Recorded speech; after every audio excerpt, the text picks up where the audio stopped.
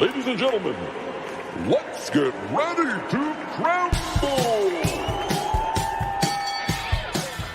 I'm Joshua Kemble, and welcome to Joshua Kemble's Livestream. I've been a freelance illustrator and graphic designer for over 20 years. I was an art director for 9 years. And when I'm not art directing and working on illustrations and graphic designs, I'm working on comic books and graphic novels, and that's usually what I do during my streams. And while conversations can go all over the place on this stream, from spicy and entertaining to goofy and silly, one thing stays consistent throughout every stream. I'll always be working on art. So pull up a chair, get your art supplies out, and get ready for an entertaining show that'll keep you company while you work on your own personal art projects. This is Joshua Kemble's Art Stream.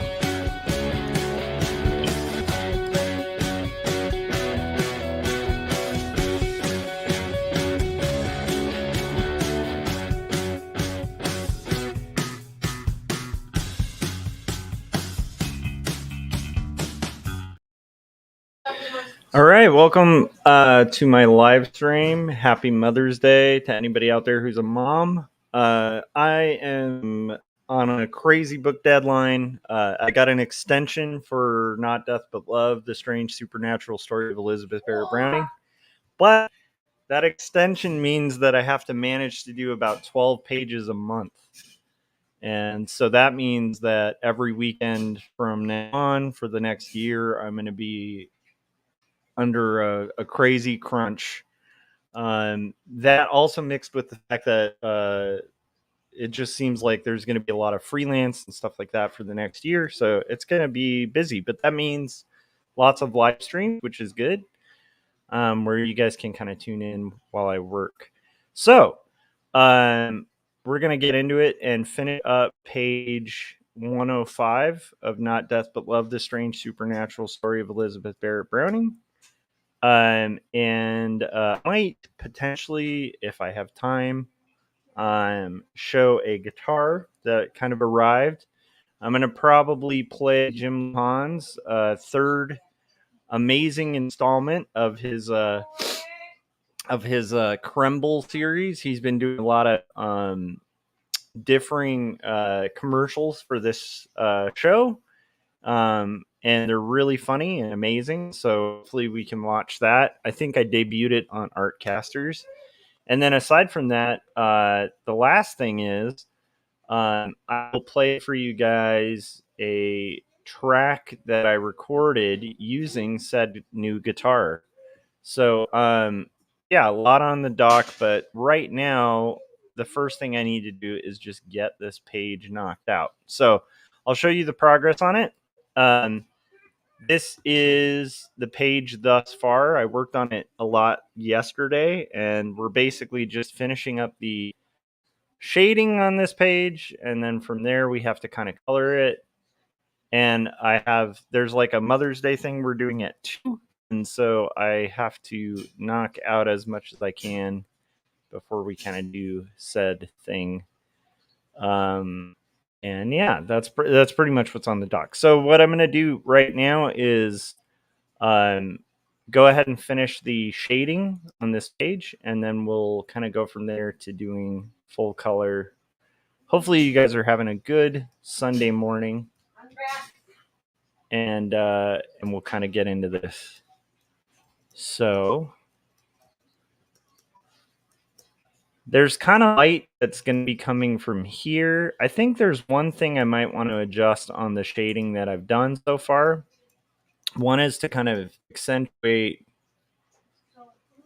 that home is kind of in the background here in shadow.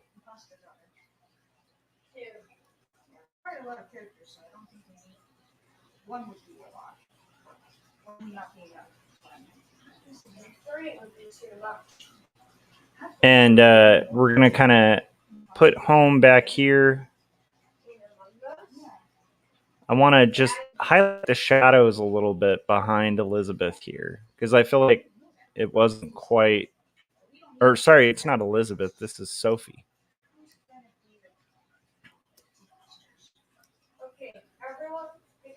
So I want to kind of accentuate this contrast. I might even want to make it almost like as if maybe she's kind of casting a shadow on him. Because right now, it is kind of like in the story, Sophie is kind of revealing her somewhat Machiavellian nature. We're going to realize pretty shortly that Sophie has intentions to kind of manipulate Elizabeth Barrett Browning, using home to kind of mentor her. But I also don't want to drag it so much in shadow that we start losing all detail. So it's going to be an interesting one to kind of make this work out.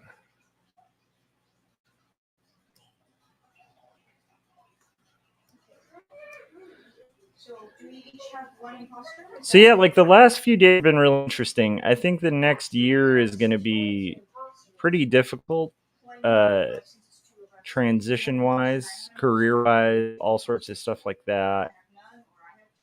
And what's become clear is just the fact that I'm going to be working on comics more than I'd like to, and not in a negative way. It's just like almost like a reality check of what I need to get done. And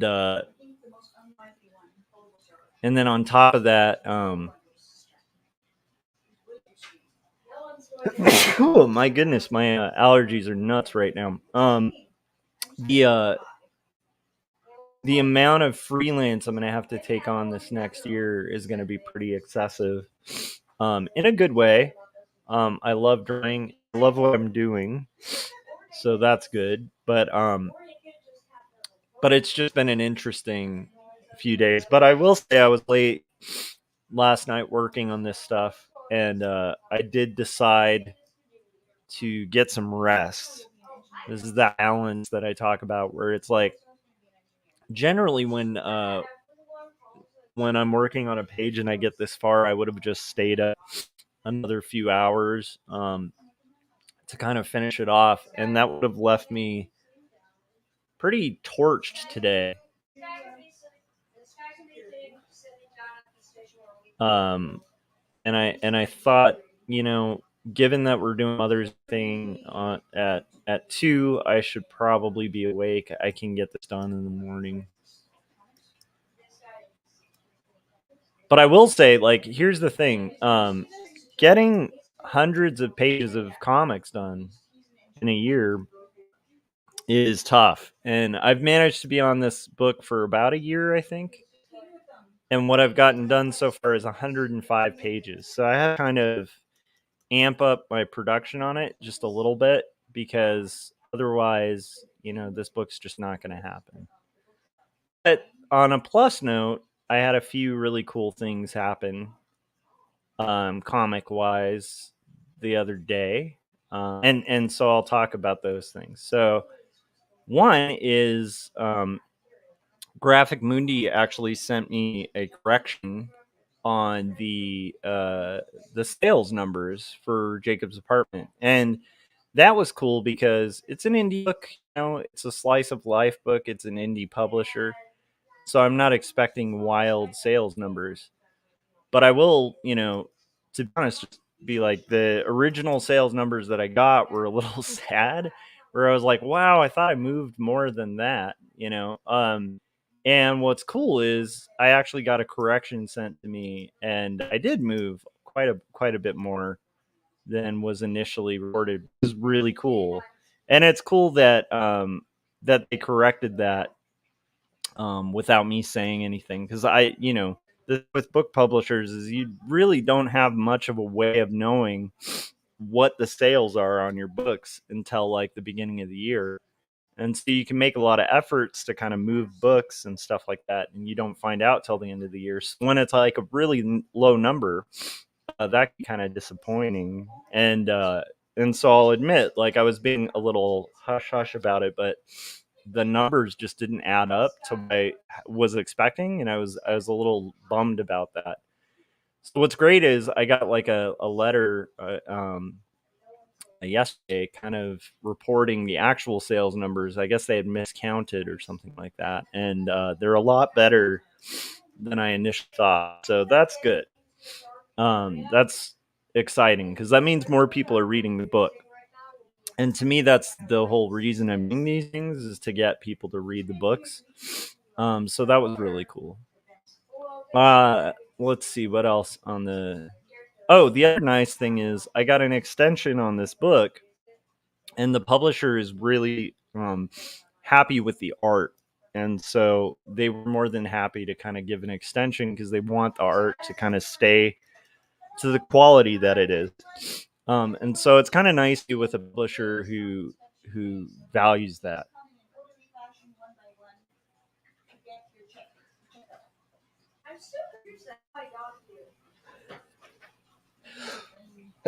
Oh, my goodness, I am I get really bad allergies like towards like the summer, and so I didn't quite realize I would be this like allergy filled at the beginning of this, but forgive me if I am sounding like I have a cold or something like that. It's not a cold, it's just wild allergies and living in the desert. So, let's see here. Oh, jeez. So I have to get this done. That's basically what has to happen today. Um, and hopefully I'll be able to maintain and some sort of semblance uh, of relatability and like talking to you guys while I'm working on this amid fighting this like wild allergy that's hitting pretty hard.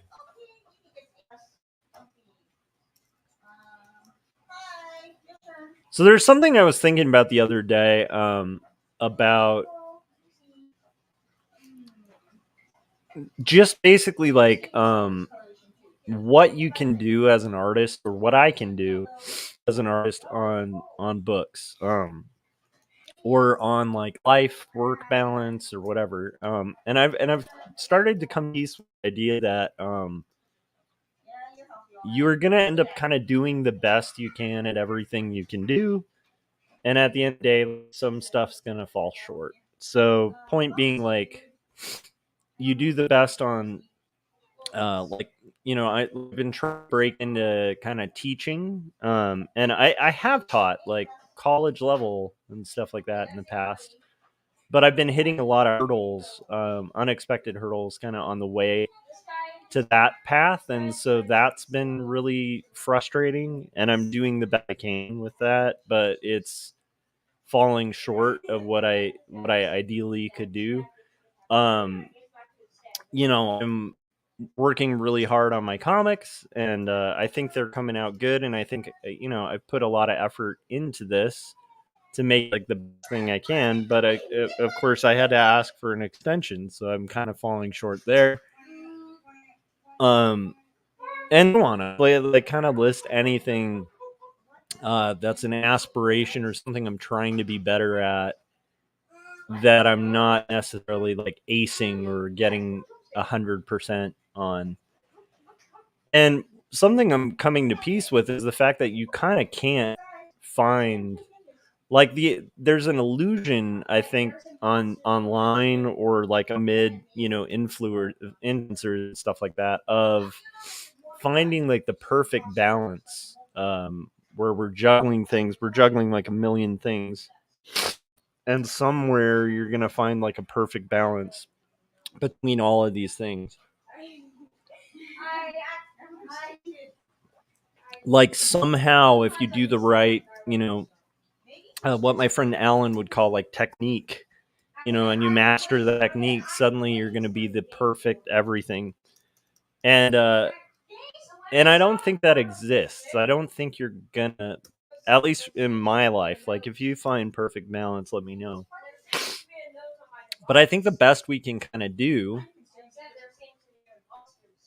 is just the best we can do, and not to use that as a resigned kind of excuse to not try to achieve things, but just understanding that I think part of the journey of being an artist is coming to peace with the fact that like of the cost of art, and also coming to peace with just like the fact that there is no like real perfect talent. And if things seem perfectly balanced, you may not actually be trying to do anything, because I feel like that would be the way to perfectly balance things is um to like to basically abandon all ambition. um so anyhow, I don't know, I've been thinking about that a lot because yeah, I have like a really busy crazy year ahead of me. um and like today, the last thing I want to be doing, to be honest, is working on this comic. I am happy to work on my comics, but I'd rather kind of like hang with my family, you know. But at the end of the day, like I have to just come to peace with the fact that like I have a deadline. This has to get done, and so I just am not going to be able to um not do this for a while. And that's okay. That's like kind of a season. And that it's instead of trying to see it as like an impediment or a bad thing, like trying to kind of view it as um pretty much the process. I don't know if that makes sense. So I'm speaking very abstractly, but I'm not trying to complain or whine or anything like that, because I don't feel um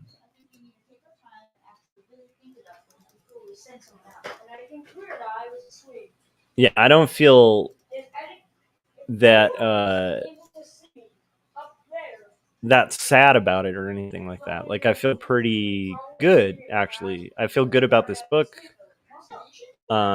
I feel pretty confident that wherever we're led in the next year or whatever, like that it's going to be a better chapter than previous years.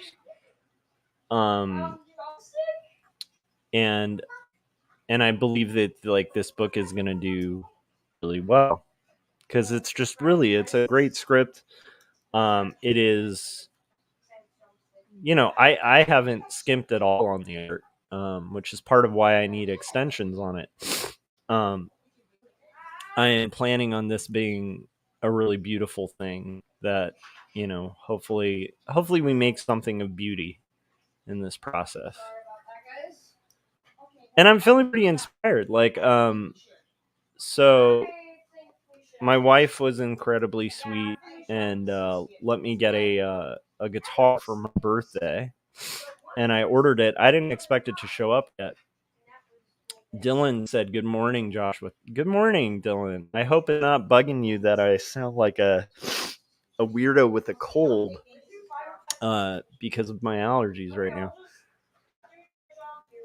But yeah, so my wife was really sweet and let me get a guitar for my birthday. I thought it would show up around my birthday, and it showed up like 2 days ago, and it is incredible. It's a Stratocaster, and what's fun is, because my first guitar was a Stratocaster, I think, and because this guitar is so beautifully set up, the second I started drumming around on it, within about 5 minutes, or well, not 5 minutes, like more like a day, I had already written and recorded the music for a song on it, just because it's just it's one of those instruments that you like pick up and it just kind of speaks to you and is inspiring. And so that was a really cool experience. I'm gonna play that track that I recorded. It has no vocals yet, but just to show you guys like how the guitar sounds and stuff. It's another Firefly, and this one's a Stratocaster. And again, my preference for guitars like easily would be a Telecaster. Like I think a Telecaster is a far superior guitar, but because I had started playing seriously on a Stratocaster, there is some sort of like I don't know, it's hard to explain. It's like a familiarity to it that kind of brings you back to being a kid and getting inspired by things. Oh my gosh.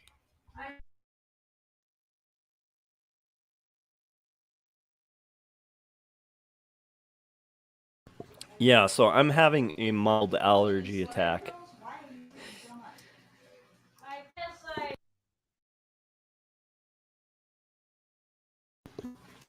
That's what's fun. That's what's fun right now today. But allergy attack or not, I have to get this done.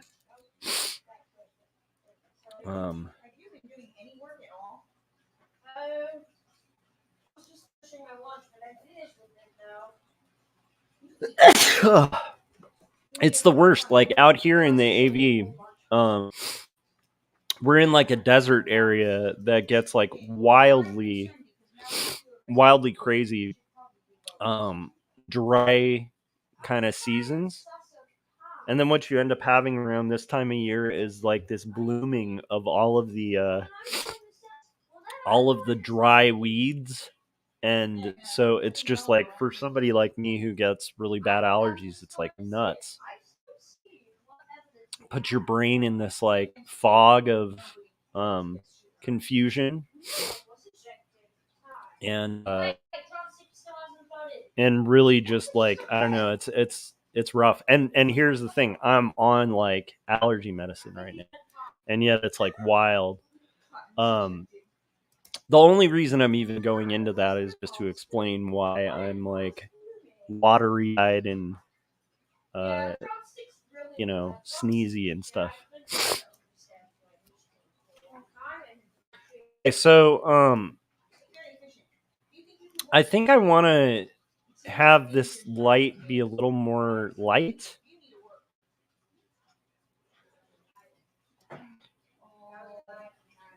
Let's put it away in the infirmary. Keep it secure. I mean, someone might need this to self-defense. You want to murder someone? How do you want it? Put it away. Just put it away and lock up. Or whatever. And I can't wait to. So I want to show you guys the guitar at some point, and I also want to play you guys that music track. Plus, I also had, like I said, Jim Lujan provided a new commercial to play during this time. And so I definitely want to kind of debut that on my live stream, even though it debuted on Artcasters. I want to play that for you guys.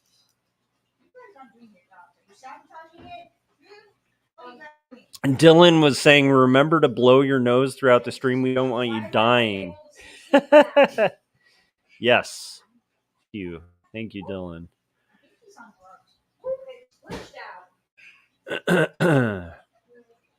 Yeah, I think that works a little better with with what was going on for the lighting. I'd like to kind of solidify this a little bit too, like the hair's starting to look a little like shaded for shading's sake, other than saying anything about volume.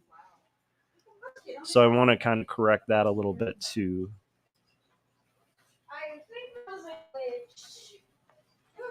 But the nice thing is, all I have to do on this page is kind of finish up these shadows, and then from there we're going to kind of move forward and color. So hopefully we'll at least finish this page today. What are you talking about? This is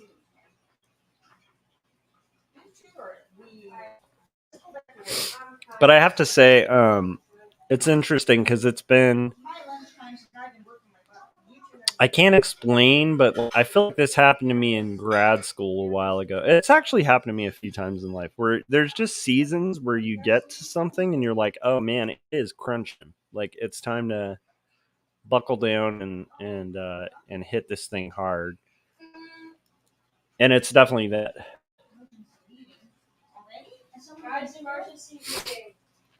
Dylan said he's been thinking about our AI chat and he's going to make a video about their thoughts. That's cool.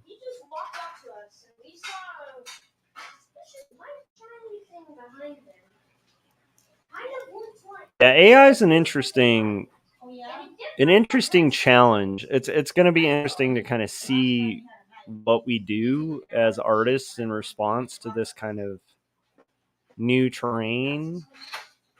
How novel it'll be, versus how just kind of like career ending it'll be for a lot of peers. But I will say, like, here's the weird thing. I think regardless, I'm just gonna be doing art. It's like the only thing I know how to do. like, like I could do, AI stuff if I wanted to, but I feel like, yeah, whether I like it or not, in life, I've chosen a path to kind of follow these art things that I like, and that's like music and comics and art and pursuing the humanities, like becoming a better citizen, hopefully, being like educated about history. And a lot of this stuff doesn't necessarily have like a monetary, a big monetary reward at the end of it. But a lot of this stuff I think makes life worthwhile. And so it's weird because it's like these are, pursuits that that I think, yeah, like whether I like it or not, I'm kind of designed to do these pursuits. And so AI is a really interesting, it's just hard to explain, but it's like an interesting, I think I was talking about this on the podcast. It brings up a lot of really important conversations about the value of actual art. And as snobby and kind of pretentious as that conversation can kind of end up being, where it's like, oh, art with a capital A. I think it's a conversation that needs to happen, um, a little more.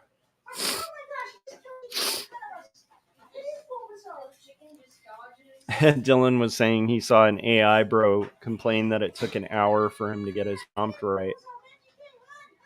My goodness, a poor man having to spend an hour.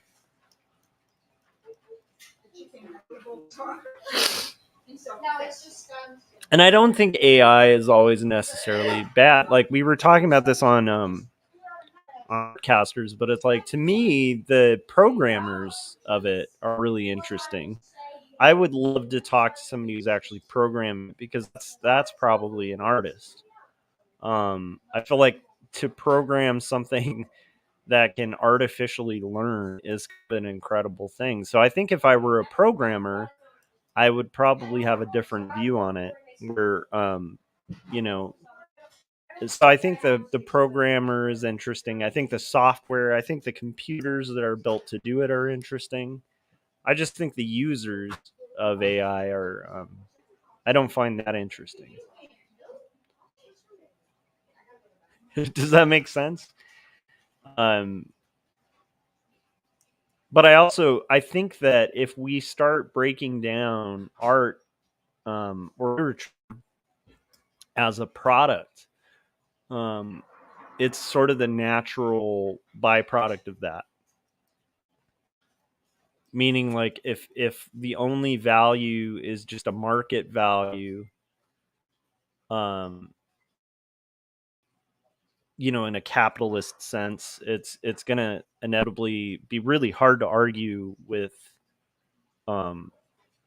the use of AI. Like, why would it be important for people to make these things? But if we concede to the fact that, like, there are things you can pursue that aren't necessarily like monetarily rewarded.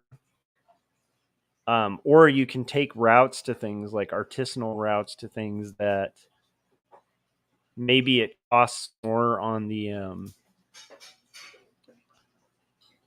supply end than what you're going to get on the demand end, but it's worth it.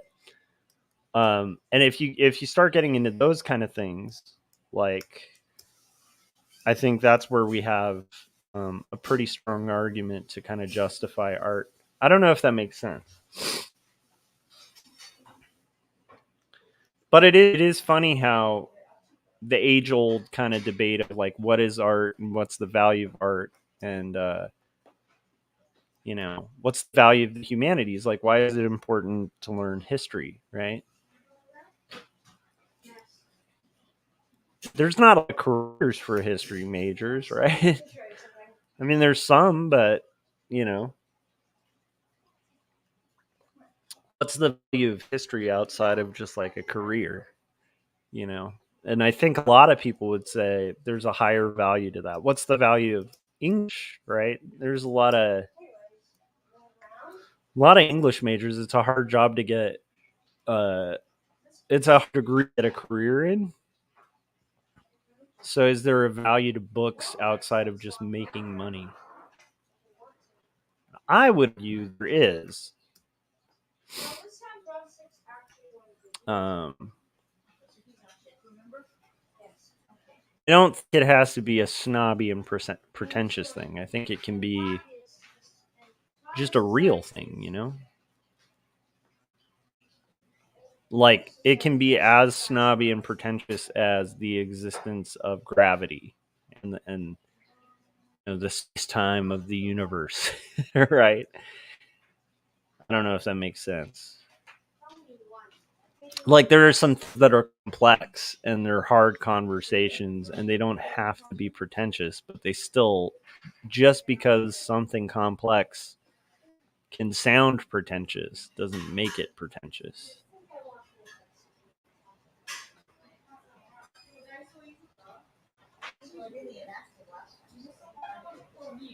But yeah, I don't know. I mean, I think that conversation's going to have to happen sometime.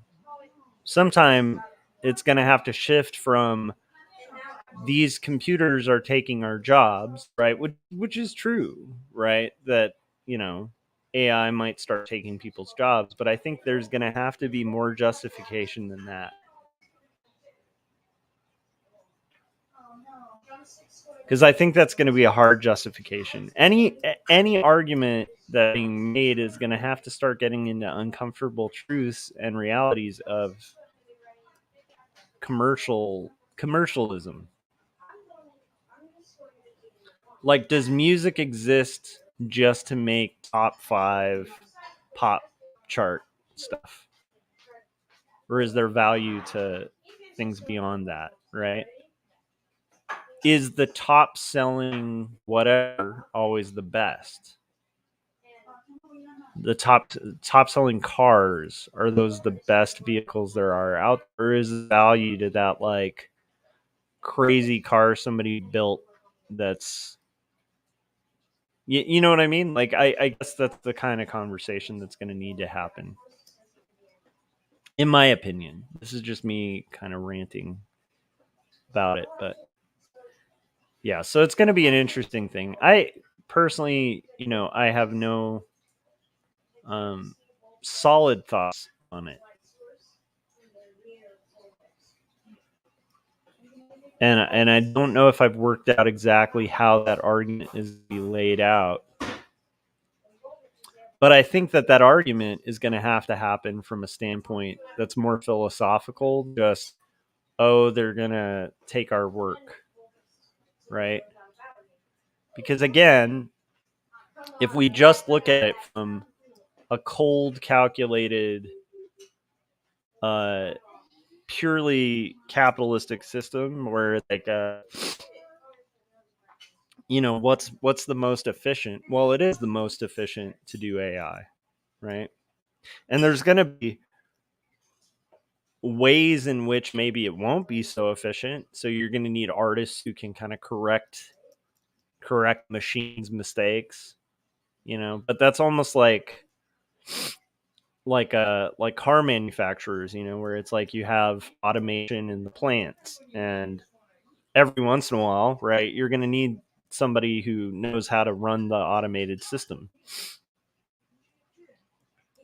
That's basically all you're saying, but like what justifies the creation of art? And that's where we have to start getting into that heavier conversation about the humanities.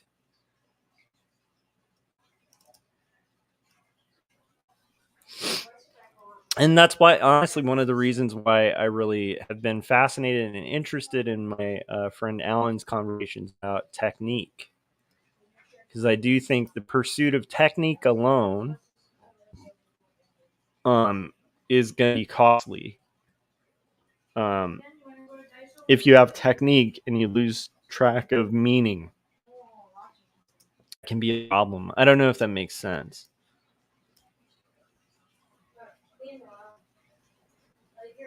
Because in a world that's overvaluing technique, right, where everything's about efficiency, productivity, technique, from that standpoint, right, you aren't going to be able to argue against any form of automation that makes things more efficient, more productive, and has a higher return, right? If it's all about efficiency, productivity, and high return, which, by the way, from like a cold calculated business perspective makes sense, um, but I think there's more.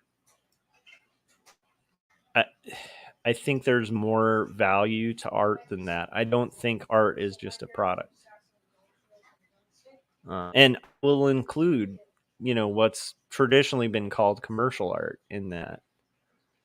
I think comics are a great example of that, because most cartoonists are not doing comics just to be commercially successful. Like, because again, like comics, even the best paid people in comics, you compare it to almost any other industry and it's a pittance. So why are people making comics? Why are people telling stories? Why are people writers? Writing is an incredibly weird field where the returns are pretty slim. And if we look at it from oh well, they're just making cheap entertainment for people, and that's the value of it, then like you're gonna have a hard time saying why people shouldn't just read Chat GPT.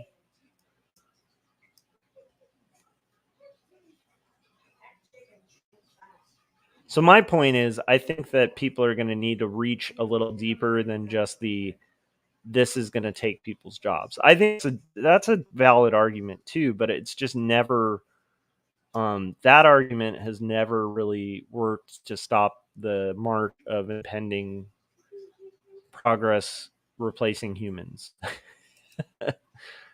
But I think, valuing the humanities, understanding that the humanities are kind of like an empathy making machine, and not like a negative empathy, but like an ability to look into other people's stories and learn from them, learn things that are, philosophical, or learn things that are kind of profound or deep, or like look at Van Gogh or whatever. My wife showed me a painting this morning, one of Van Gogh's like fields of flowers, and we were both just kind of like, wow, just how did he see that kind of thing? And now you could have like an automated system do that, but it kind of takes out the agency. And again, if you believe in the humanities, like agency is kind of important, I think. But if you take out the conversation about art with a capital A and the point and the value of agency, and you just look at it as like a commercial product standpoint, you're going to have a really hard time justifying being against it, right? Because it's the advance of science, the advance of everything's being more efficient. It's the coffee machine at your house making coffee quicker, you know?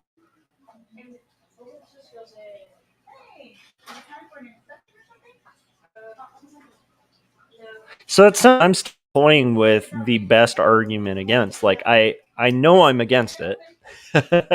I know I'm not happy that it's going to take people's jobs. I know that. I know there's something immoral and unethical about it. But I need to work out like a more solid argument.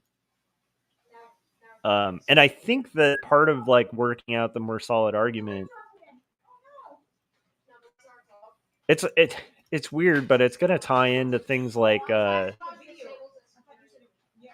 a Christian, right? I've told you guys, and like I think that Christians make a mistake sometimes of like trying to convince people of the importance and existence of God by like pointing to science and mathematics and stuff like that. And that's not a bad route. Like there are some profound things in science, right? Like a lot of people use the fine tuning argument and stuff like that. But I don't think that's what's going to move people to believe in something greater than the purpose of life, or believe there's something further than just dying. You know, I think that at the end of the day, the thing that, and this is my opinion, right? Again, maybe it's just like me, and maybe different people are moved by different things, which is pretty likely because I'm just one individual. But I think that like get into conversations of beauty or the divine, you have to start talking about philosophy. You can't just like rest it in this solid black and white world of where everything's a product. Like, you know, I don't know if that makes sense, but it's like, you know, in a world of efficiency and um, you know, survival of the fittest, you know, capitalism, which again is I'm not even a critic of capitalism. I mean, I am, but I think it happens to be a system that works pretty well. It just needs people to keep it in check so it doesn't become like an all-consuming monster. Hey, what's up? Okay, that's reasonable. But two, right? Okay. Okay. Have fun. Okay. Okay. So we're gonna anyhow, I'm still thinking that over. Right now, what I'm gonna do is I'm gonna play a trailer. I'm gonna go blow my nose because my allergies are going nuts, and we'll come back in a second. Oh, excuse me. Okay, here we go. Here is Jim Luhan's third trailer. Well, thank you, Colleen. I hope your daughter Kelly does well at North Carolina State this year. Well, we got another caller on the line. Elizabeth from Phoenix, Arizona. Elizabeth, what can we do for you? Are you ready to do some shopping, girl? Oh, yes, Terry. I am ready to do some shopping today. I'm interested in that 2-book set you have. 2 Stories and Jacob's Apartment. Oh, well, that's a great choice. In fact, I bought these books before. I gave a set to my grandson, Hunter. These books are amazing. Well, they sure are, and if you buy both of them, you really get the whole feel of the whole Joshua Kemble universe. You know what I mean? Yes, I do, Terry. These books are remarkable because, for one, you can take them anywhere. You could put them in your car, and you can go to the park or the river. We've gone to the river. My husband Taylor and I, we just love it. And I murdered my husband at the river. Yeah, I did. But these still are amazing books.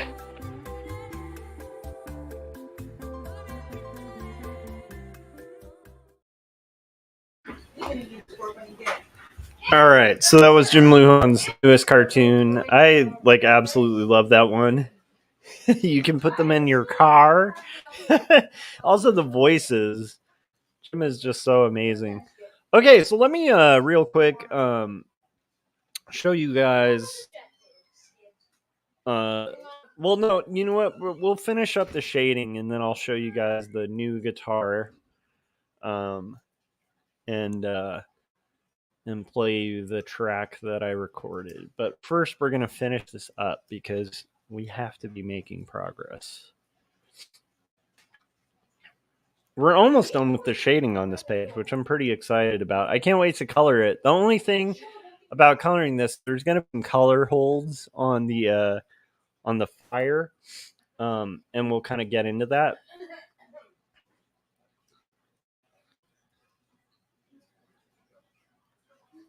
But we're just doing some shading on the flower here. So if you guys value art made by humans, please hit the like button. That's helpful to this human.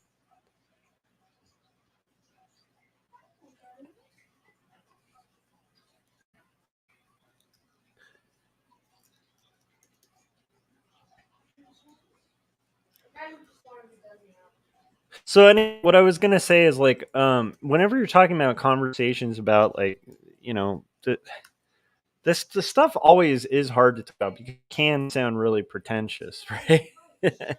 I used to hate these conversations when I was in grad school. Like when I was in graduate school, we had to read a bunch of art theory. And it would just get me so mad. Like I would read it and I would be furious at this stuff because a lot of it was obtuse and intentionally written.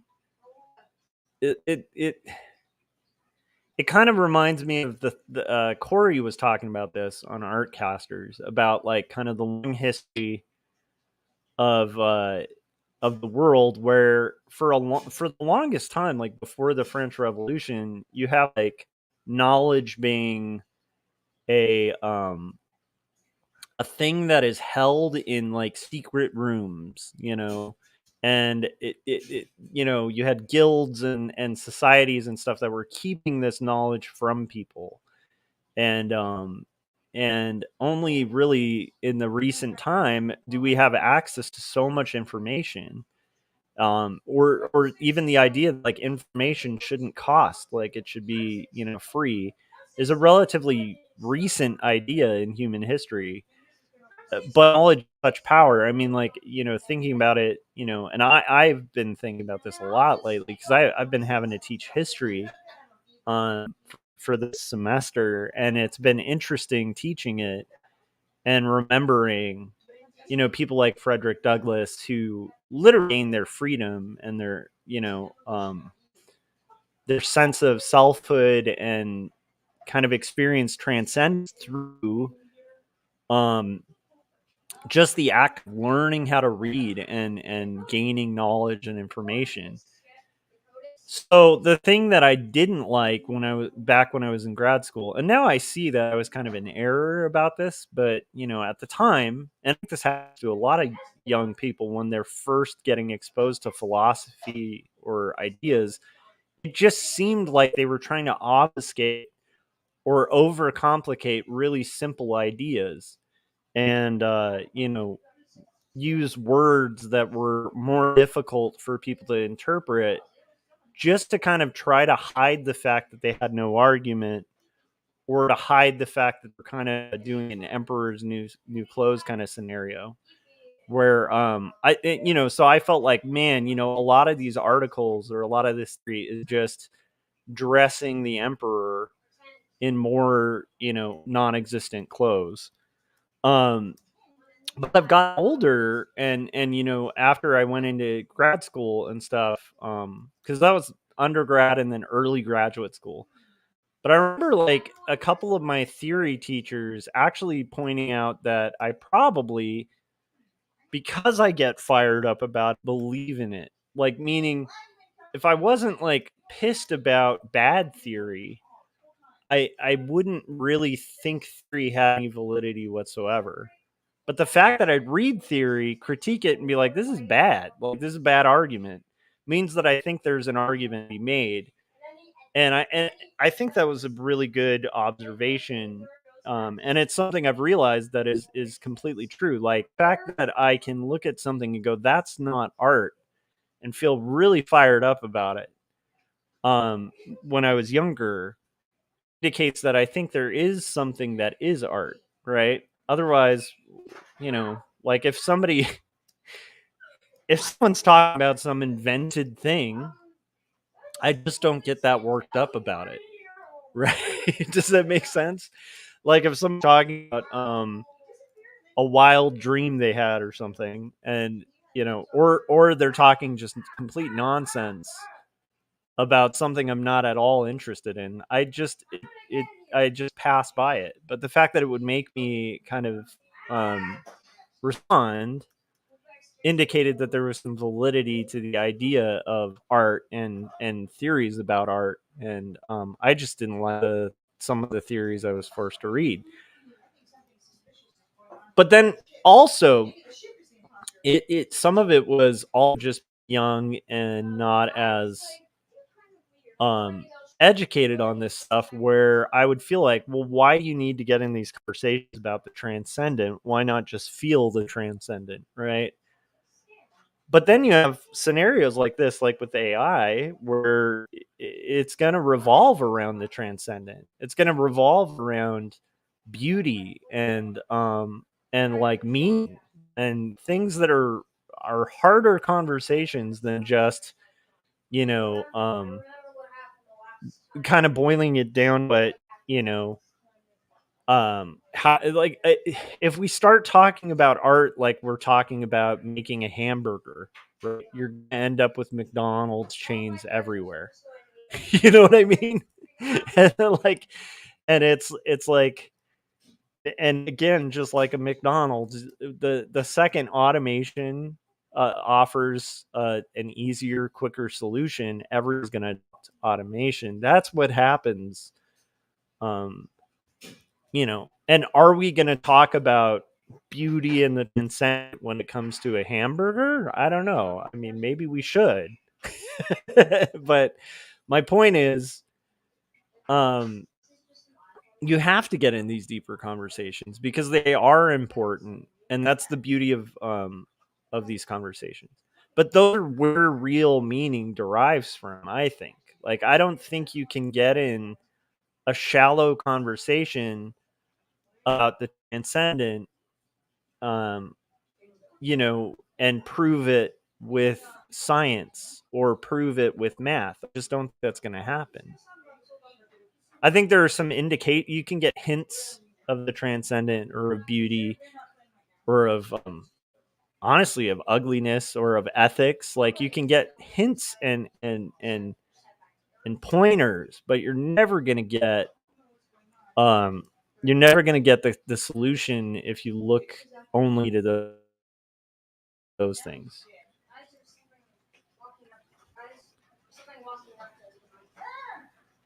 Dylan said, I'm trying to figure out that's not art, but the question is, should I even have that viewpoint? I think small business restaurants have more of an understanding of art of the hamburger. That's what I'm saying, is like, I think that, like, if you're gonna talk about food and food as an art form, you're gonna have to get outside of conversations of productivity and efficiency.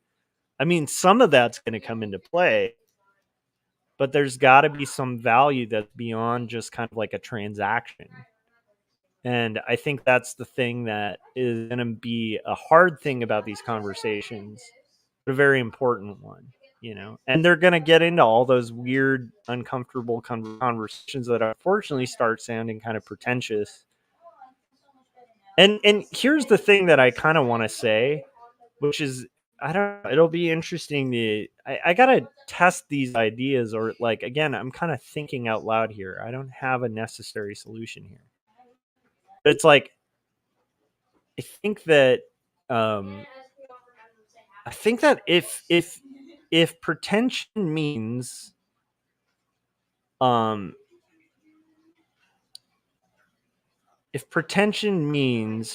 there are things in this world that are deeper than commercial transactions, then I'm okay with being called pretentious. Yeah.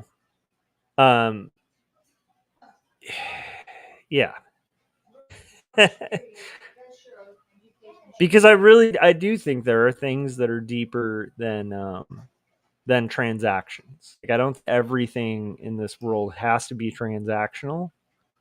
And I think that when you break things down into transactions, you lose meaning. And I think that's a pretty bleak world.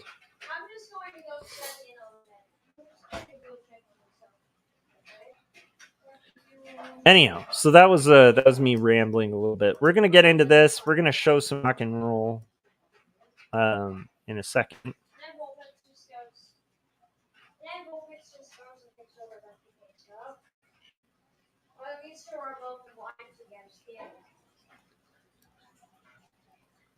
Like here's a good example.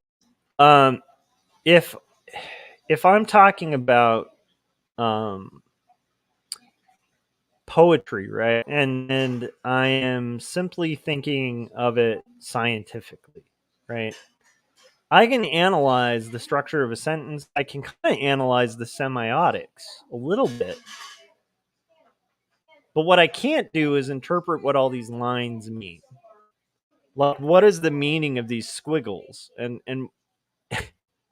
on a page, right? I can probably look at it and go, well, when this squiggle is here through observation, it seems like it makes people do this thing. Like, but when we start getting like semiotics, like the meaning of those squiggles, we start taking on things that are taught in the humanities, right? Not things that are taught in the science books.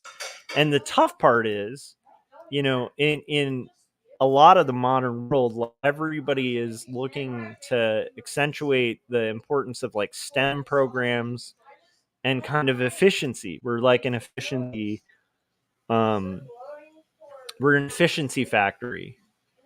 And unfortunately, in that efficiency factor, we're forgetting the fact that like all of teaching, all of science, all of mathematics requires semiotic storytelling that is relying on the humanities to gird it, right?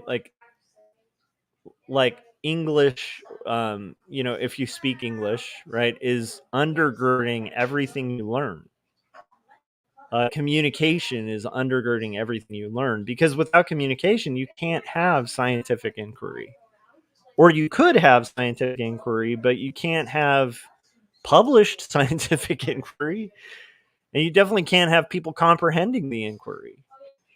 I don't know. Like, there was a really, I think it's John Lennox or something, who kind of pointed out like the, what was it? The, basically that science can kind of look at like a, I'm going to misquote this, but I'll give you the gist of it. Science can kind of give you all the information you need to know to make a pot of tea, right? It can tell you heat to have it at, what to put in it. It can tell you, temperature that won't basically burn somebody's tongue when it comes. Like, it can tell you almost everything about making a pot of tea. What it can't tell you is whether it's moral or not to put strychnine in it, right? It can't tell you morals. Like, it can only observe and tell you what, comes from those observations. Once you start getting into morality and ethics, it's like it's a whole different world, because now it's in the humanities. It also can't tell you why you should have a pot of tea, right? It can't tell you what good it is. Like, it can tell you like medicinal properties, but it can't necessarily tell you like why is it good to be healthy or to thrive. Like, why are these things even valued? So anyhow, like, I hate to say it, but like, that's the kind of stuff we're gonna have to start getting into with AI. We have to remind people that that there's something greater, something transcendent, right? We almost have to look. I think we almost have to like go back to. We got to peel back the layers of postmodernism a little bit and go back to a little bit more of a modernistic approach. Bring back the idea of beauty. bring back the idea of the divine. It doesn't have to be supernatural, but it's there has to be a discussion about that, I think, in order to justify it. Because I think otherwise it just has for an argument, it just isn't going to have any legs to stand on.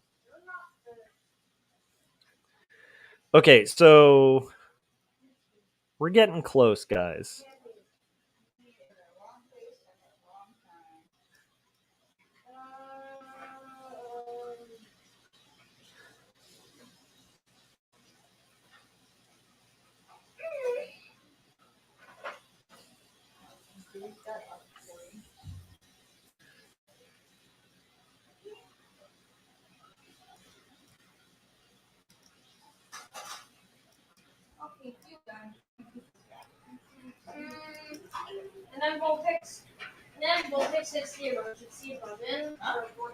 Okay, so we're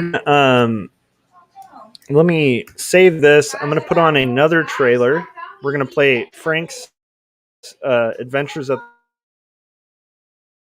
the Library because we've been going for an hour, and I will be right back. Our heroic adventurers fought orcs, monsters, sorcerers, necromancers. Now they find themselves in front of a mystical library. What shall they find? It's all in the roll of the dice. We've come this far. There's great power behind this door. I can feel it. We just have to get past it. This door is no match for my axe. I shall chop it down. You always want to use brute strength. Why don't you try knocking? We'll try it your way.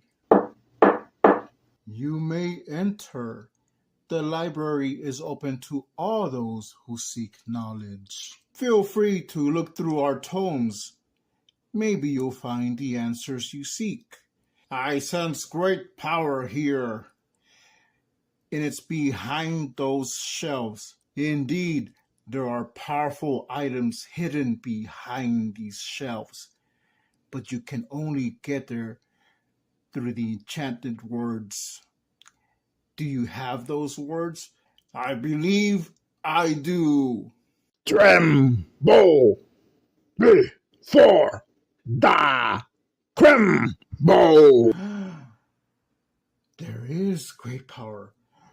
Look at that glove. Must be so powerful. That is not where I sense this power. I must get closer. I found them.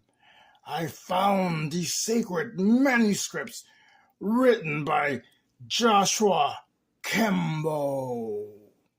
Behold, I now possess 2 stories and Jacob's apartment.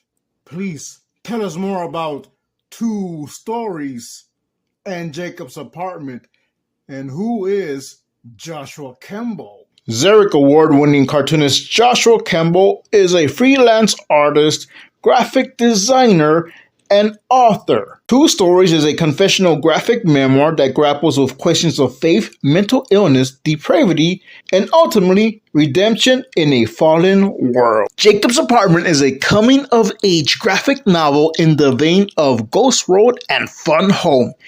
It weaves together the threads of spiritual faith, identity, purpose, love, and loss to create an engrossing world in which waking and sleeping dreams collide. You have made your choice. The passage is now closed. Wait, can I get that glove? No. Oh. All right, let's go. All right, so we have this get done.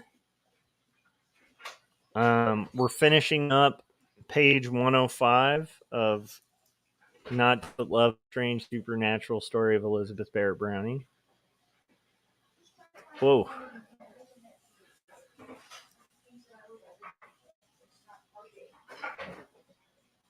And it's going to be a complicated conversation because you have like music, right? You have sampling, you have synthesizers, right? Which are kind of like playing notes that were played by a different musician, right? Like, a lot of synthesizers are kind of like almost like a keyboard sampling like a bunch of different sounds that were originally recorded by a musician playing different notes, or maybe even just somebody in a studio just kind of slamming keys. And you know, you have that. You have drum machines, right? Things like that in music. And it's going to be a weird line where you got to think, what is the line where it goes from music to just like flat out, plagiarism? And I think that's going to be a conversation people are going to have to start having again, and we'll never really have to stop having that. But I think that at the end of the day, there is something to be said for a human's involvement in the process.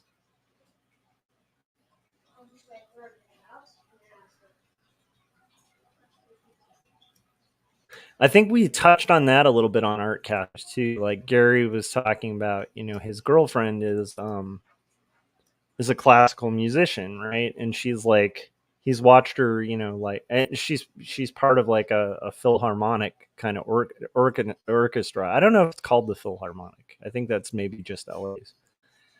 But I know she's part of a orchestra, and it's like he watches, her practicing skills for like hours a day, and sees the amount of work that goes into just kind of trying to master a song or a part of a song, and kind of the endless, the lifelong dedication that it takes to kind of be like a violinist or a clarinetist or whatever your chosen instrument is. And he said that it really added a ton of meaning to seeing the orchestra, right? Because when you see this orchestra, you actually, and some of the people that are playing in it, you start seeing a bigger picture of the expression of humanity that's going on in like an orchestral show, right? Where it's this beautiful thing. It's people who've really committed themselves to kind of making something beautiful, and often by like sacrificing time and effort, stuff like that. And there's something about that I think humans like. There's a reason nowadays, like, in film, they still use live orchestras. You can have like a synthesized orchestra, and that happens sometimes. I guarantee you with AI nowadays, they will probably, in a world of the business side of movies where it's all about efficiency and productivity and profit margins, I could definitely not get out of possibility that future film soundtracks might become automated. But at the same time, like, there's a reason, like, when, movies, even though they don't have to, like, a synthesized version of, an orchestra is going to be way more perfect than a human orchestra, right?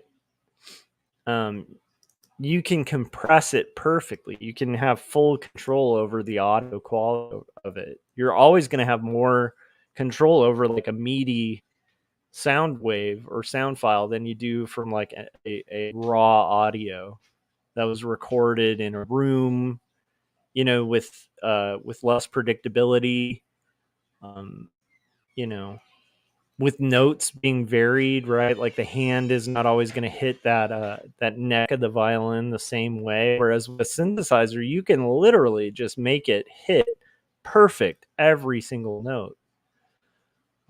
You can just sample a perfect note, and then just every time you hit that note, it's that perfect note. But there's something about, humans doing it that has kept people using live musicians, for that kind of thing for even to this day. And there's something I think about the human experience of consuming it where we just kind of can feel it. Like, it's hard to explain, but it's like you can kind of feel the engine behind it, whether it was synthetic or not. And I thought it even goes for synthesized music, like music that's using samples and stuff like that. There's like there's a very inauthentic way to do it, and there's an authentic way to do it. And I wonder what's going to come out with that kind of realm too,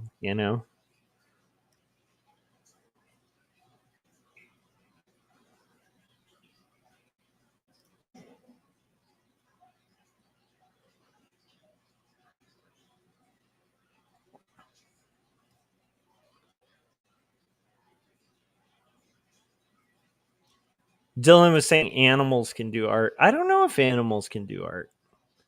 No, animals can be actually, that's a good conversation to have.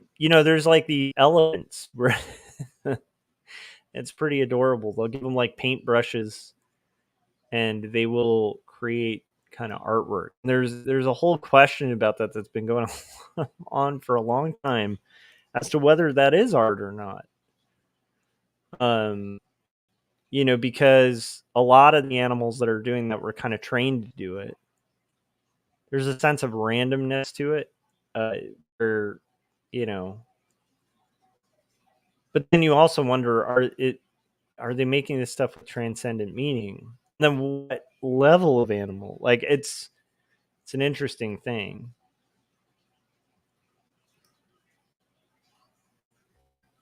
Yeah, it's a weird conversation. I know that, like, regardless, like, I can understand why friends of mine and myself are kind of tired of even talking about it, because at the end of the day, I'm just going to kind of make art and kind of continue to make these things myself. So the conversation is slightly irrelevant in that sense, but it's interesting. It's an interesting one.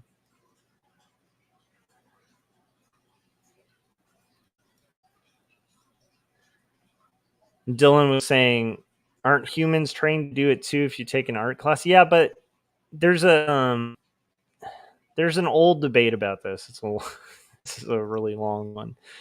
But it's the argument that if you put, a bunch of monkeys in a room and gave them typewriters, eventually they're going to type Shakespeare, right?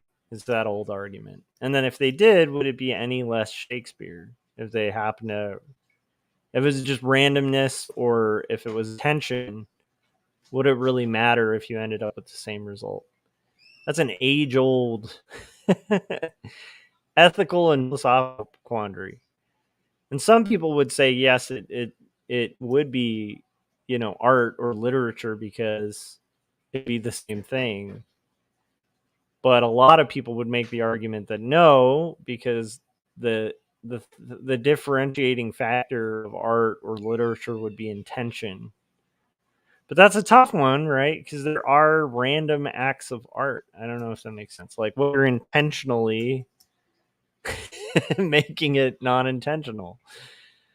And then also, if it's just intention, then me typing in a prompt could be intention. It's a tough one.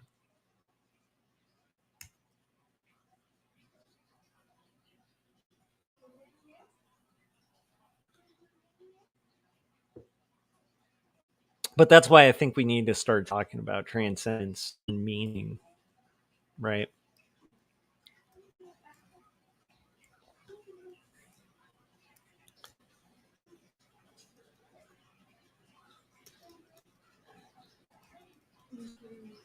It's an interesting question, though. Like, if here's a question: like, do people consider the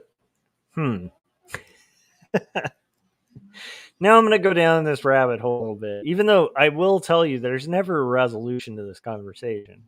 When you start talking beauty, transcendence, meaning, ethics, there rarely is like a aha, we've solved it kind of moment. I don't think there ever is. That's why I think it's a tiresome conversation to get into. Because at the end of the day, you're really not you're not going to adequately solve the trolley problem. Like, the trolley problem is always going to be an ethical problem.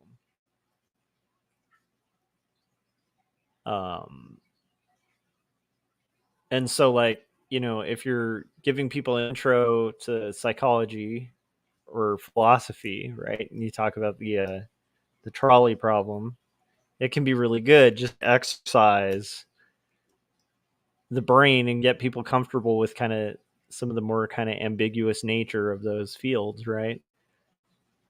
But I don't know of a philosophy professor out there who solved the trolley problem and was like, haha, we answered. I don't think that's the point of the trolley problem.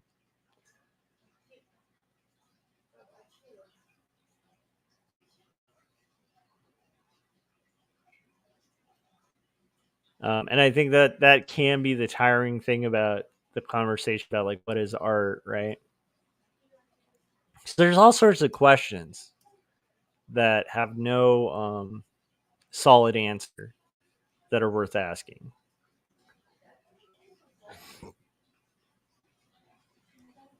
If intention's everything, right, with art, I think intention's definitely something with art, but is it the whole thing? Is, like, if you take out intention, can you not have art? So if I'm, like, drawing and I accidentally splatter some paint and it looks pretty cool, does that become not art because it was an accident? It wasn't intentional. I think if you make that statement, you're going to kind of disregard most of what I think most people would consider art, right? Because even, like, I mean, even if we're going with, like, one of the more cliche ones, like the Mona Lisa or something, there's mistakes on the Mona Lisa. They're like, they've x-rayed the thing and it turns out there's another total, like, mistake, scrapped drawing painting underneath it.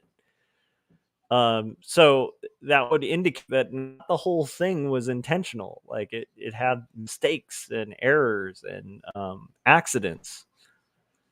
And so, yeah, I don't know. If you want to go down the fully intentional route, you're going to have a hard time finding a lot of art that's intentional. And then you'd actually have a hard time defending against AI, because AI is probably more intentional than a lot of artists. Because it's literally not going to go outside the scope of the prompt, right? It's actually stuck within a box. That's more restrictive, I would say. And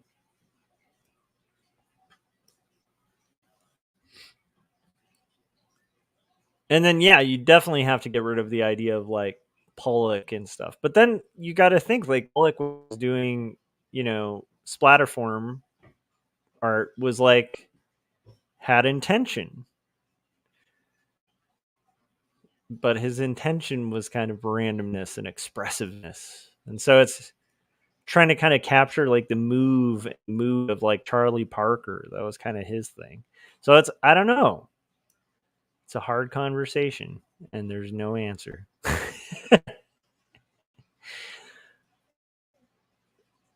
But it's, unfortunately, I mean, that's going to be the convo we got to get into. Or, we do the justification that it's just commercial properties that making it's about efficiency, and that's that leaves really no hope for a solid argument against AI, in my opinion.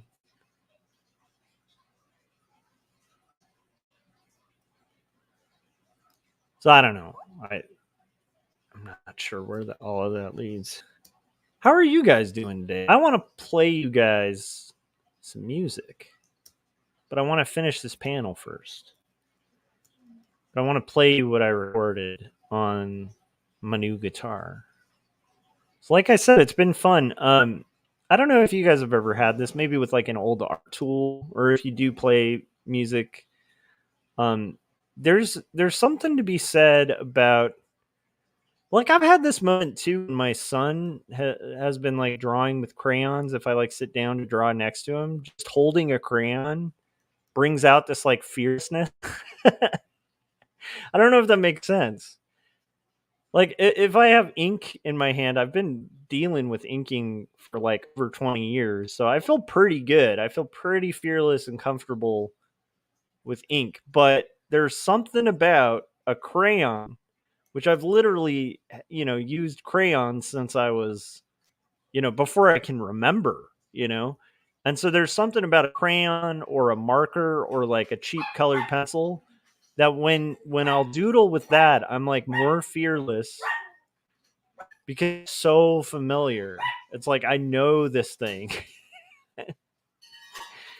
And I'd say there's something about that with the guitar I got, like where it's it was the first real guitar that I learned on was a Strat. So there's something about it that's like, man, it again, my favorite guitar now is not a Stratocaster, but there's something about it because I learned on a Stratocaster that like holding it is just like, man, I am pretty fearless when I'm noodling around on that. I don't know why. It just brings out that that auto memory of like the thing, If you guys ever had that with like an old art tool or a supply you used to use, where it's just like it's kind of almost like if you learned how to drive in a certain car, and then you get in that car like 20 years later, it might bring back like like you might just autopilot and know everything about it because you're just like, it's the thing you learned with. All right, guys, we're continuing here. Hopefully, I'm not freezing. It looked like I might have been freezing on the screen here.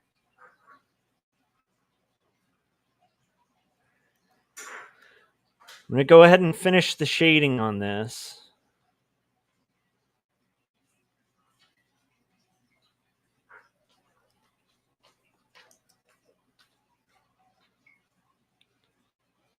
Kind of liking this. I don't like how much action is going on her face. I think it makes her look like her face has a bunch of mark on it. So we're going to have to smooth that out.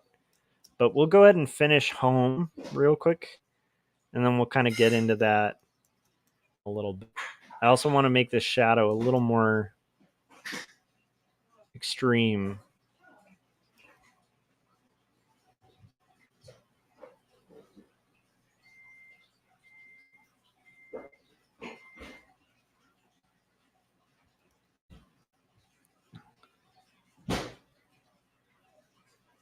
So this should be fun to get this page knocked out. I like this page actually quite a bit. I think the color is going to really improve it too. But we got to just get through it.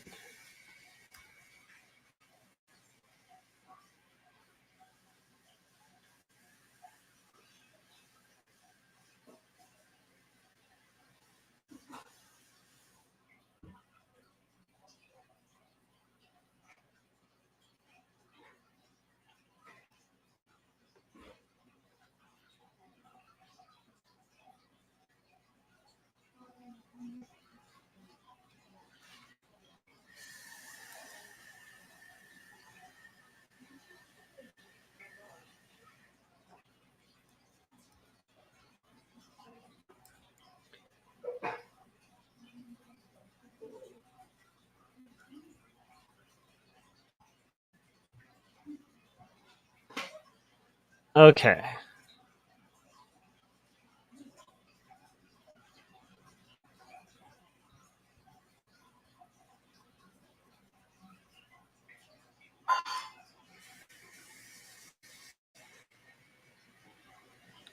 So hopefully you guys like Jim Luhan's newest trailer. It really made my day.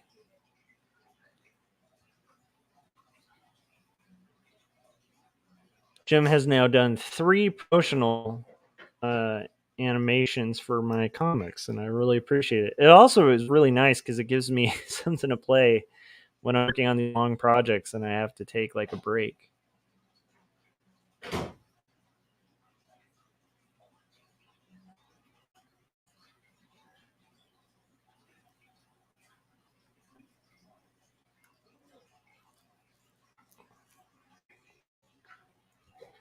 So here's an interesting question, right? What is the value of sports? What's the value of like a basketball game? We could set up machines that could shoot a perfect shot every single time. What is the value of sports?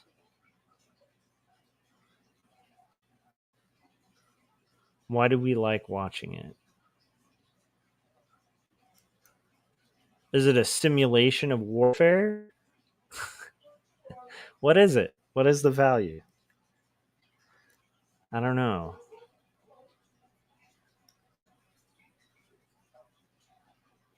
But we sure value it, right? Especially in the U.S. It's like it's very funded and valued. Is it specifically entertainment? Is that the only purpose? There's something of the transcendent in that.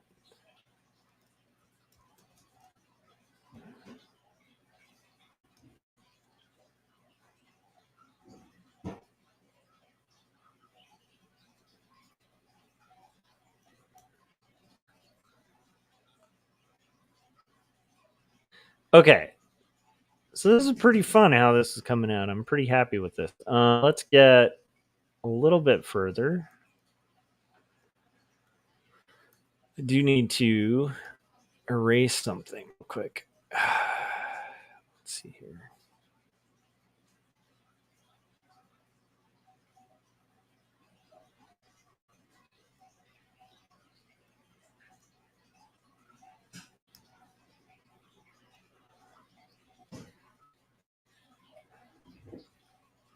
Thomas said, I think simulation theory is a big part of it.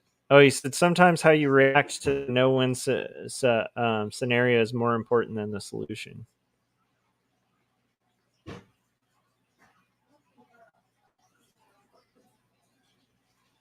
That's interesting.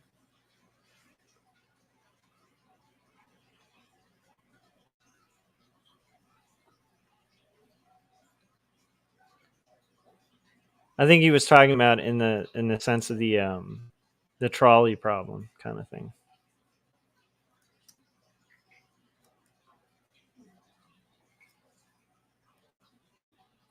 Maybe not, but I think that was in reaction to that. Okay, I'm gonna go ahead and make this get darker here.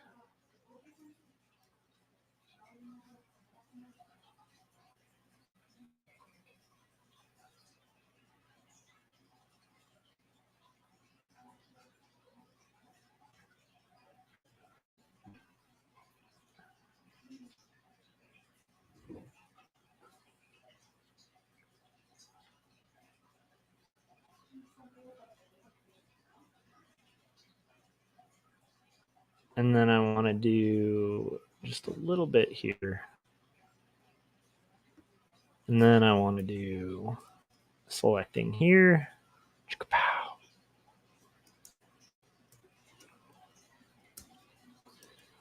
Little spot here. Yes. That spot. Okay, now we're going to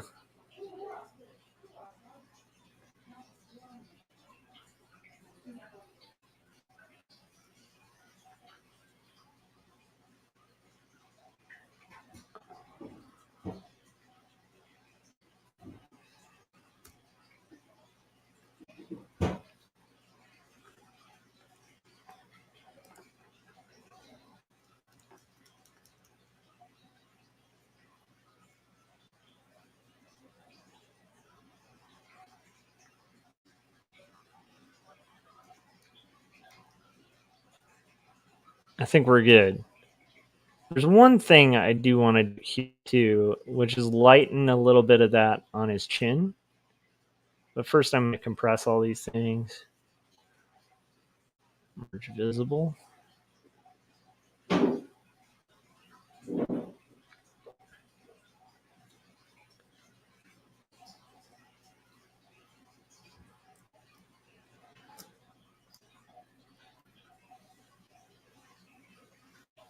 Pepsi Cola said the art looks slick. Thank you.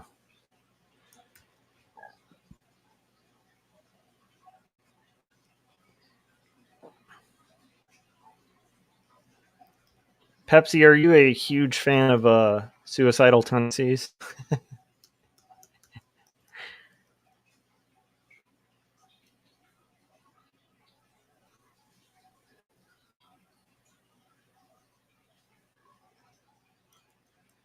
Okay. I think that'll do. That will do. It's a little too much reflected light, so we got to tone that back just a tiny bit. Like, I like the reflected light, but I want it to be a little bit like more subtle. I don't want it to be, reflected light alone. And I think we're getting there. That works. Okay, now we are done with the shading. And so I'm going to save.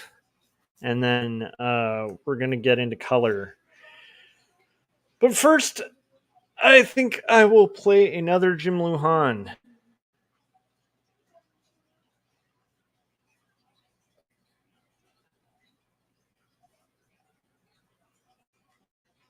Another Jim Lujan cartoon.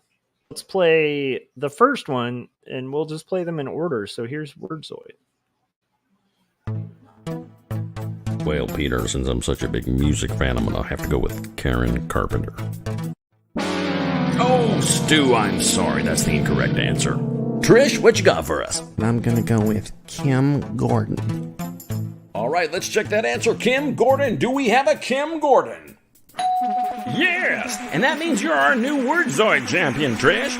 Dale, tell Trish what she's won. Trish, you've won a copy of 2 stories, a memoir of faith and mental illness. Handwritten, hand-drawn, and handed to you by artist and writer Joshua Kemble. But wait, that's not all. You've also won a copy of Jacob's Apartment, the story of a doomed romance. What happens when you take Eternal Sunshine of the Spotless Mind and put it in a blender with Ghost World? You get Jacob's Apartment, written and illustrated by Joshua Kemble. Trish, thank you for playing Wordzoid. All right, great job, Trish. I was told I was going to get a lifetime supply of paper towels. All right, so let me get the colors pulled up for previous pages, and then we will get into this. So here is 104. We're going to open that up, and then I think I need one where it's showing the fire. Let me see if I can find a previous page here that shows the fire. Here it is. Ha-ha. Ha-ha. Perfect. Okay. So,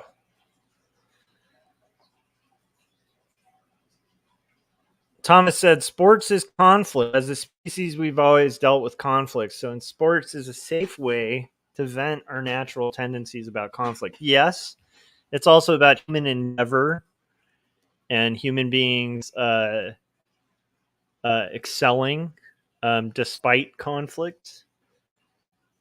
And I think there's a human element of it that's really important, right?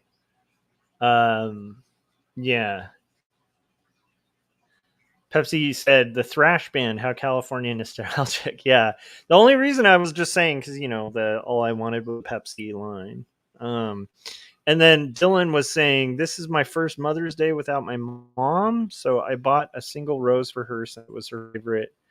Plus it was her last name. Aw, that's sweet, Dylan. I'm sorry that it was without your mom. That's really sweet.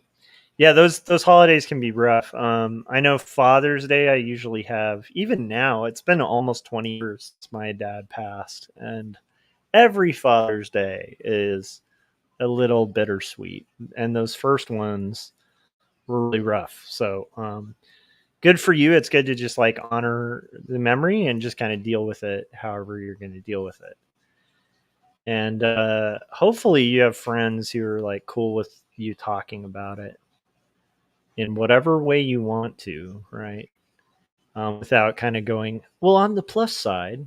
That's like the worst. I don't know if you guys have ever experienced that, but that's probably the worst in those scenarios. It's like on the bright side, and you're like, I don't know, man. I just kind of feel down. Let's see here. Select, modify, expand.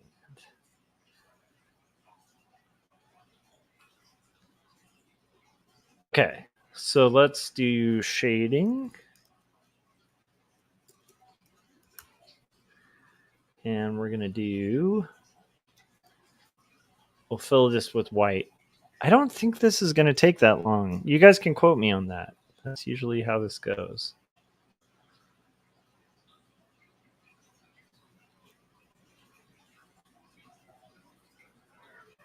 Dylan said, "I'm mostly okay with it, but the last decade of our relationship changed because I became her caregiver. I resented her, but never. Yeah, that can be rough too. That's something that a lot of people do not talk about when it comes to like aging and stuff like that. Is you can kind of resent a little bit all the work and just insanity of having to caregive for somebody. That's something a lot of people don't talk about, you know. Maybe people do, but I think that's one of the harder parts of going through something like that as well. And then the guilt that's involved with like feeling that way, feeling like, is that normal? Like, yeah, it's a rough one. Okay. We're gonna get into this, guys. We're gonna do the colors. I'm gonna save this. Okay, you know what? Before we get into colors, let's have fun for 2 minutes and I'll show you guys the new guitar. Okay. So I showed you guys the Firefly 338. That's basically like 335 clone made by this Chinese company called Firefly. And I got it and I was stunned at how good of a guitar it was. Like it was insanely good. The setup was great. The neck was incredible. And so I instantly became curious about their Stratocasters. Because why? Because I needed a decent Stratocaster. I have a Strat that's like my first real guitar. I showed it to you guys on the stream when I was going through my guitars. And I modded it and fixed it up as best as it was going to be fixed. But that guitar is not going to be a great guitar. And I was like, this is such an incredible guitar. I bet their Strats are really good. So I ordered for my birthday this Firefly SST. And it's a chameleon blue. So if you turn it at certain angles, it actually turns purple, which is kind of amazing. It has a beautiful finish. It has really beautiful sanding. So like it's contoured and it gets slimmer towards the end of the neck, so you can play higher up on the neck very easily. It has a 2-point trim. You guys may not be able to see this, but in here is a really thick block, which is a weird thing for a cheap guitar. To have like a thick trim block because usually they're thinner. And it has a roasted maple neck. I can't believe that at the price point. Ball end stainless steel frets, a bone nut locking tuners, and it's perfectly set up. I don't know if you guys can see the action on this, but the string height is like nice and low. The picks are great. I was surprised by that. I thought the pickups wouldn't be great. And this is an incredible guitar. It's a really incredible guitar. So now that company, Firefly, has made a fan for a long time, because the first Fireflies I've gotten are guitars that I think punch way above their weight in cost.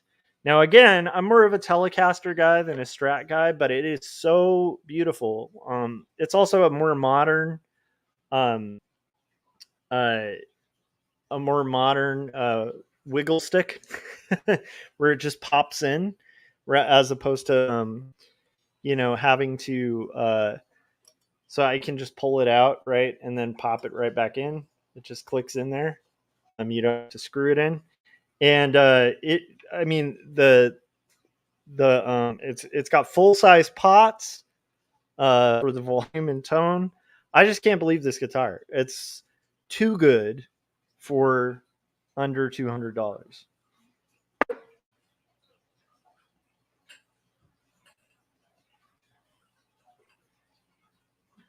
And it easily plays better than a lot of guitars that I've picked up. Like I think it plays better than like a Fender Player Series. So anyhow, I love that guitar, and it was really inspiring to kind of noodle around on. So now we're going to get back to work, but I will play you guys some audio that I recorded the other day on it. And that would be me showing you guys guitar number 16. Isn't that insane? Okay. Here's the music. Hopefully you guys can hear it okay. This is kind of what it sounds like.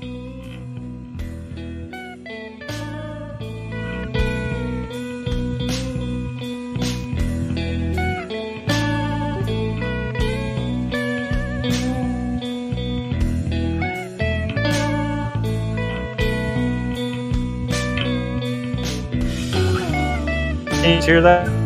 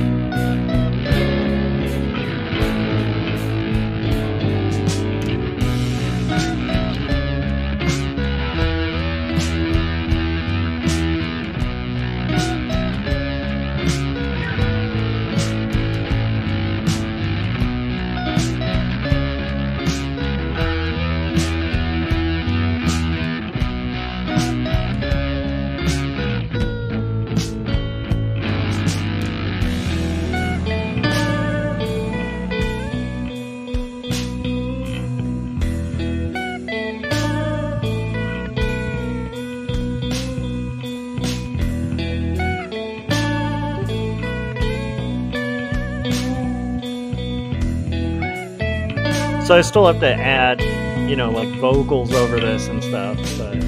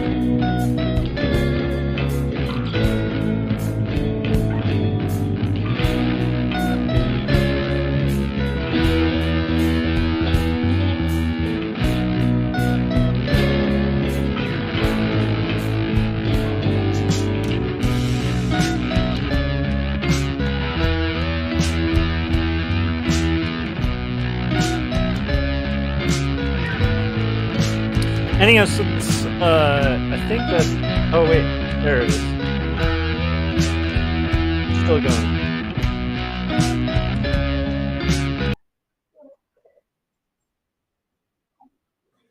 Okay, I don't know what started happening there with the audio toward the end. I somehow like sped up or slowed down or something. But anyhow, that gives you an idea of just that little riff thing.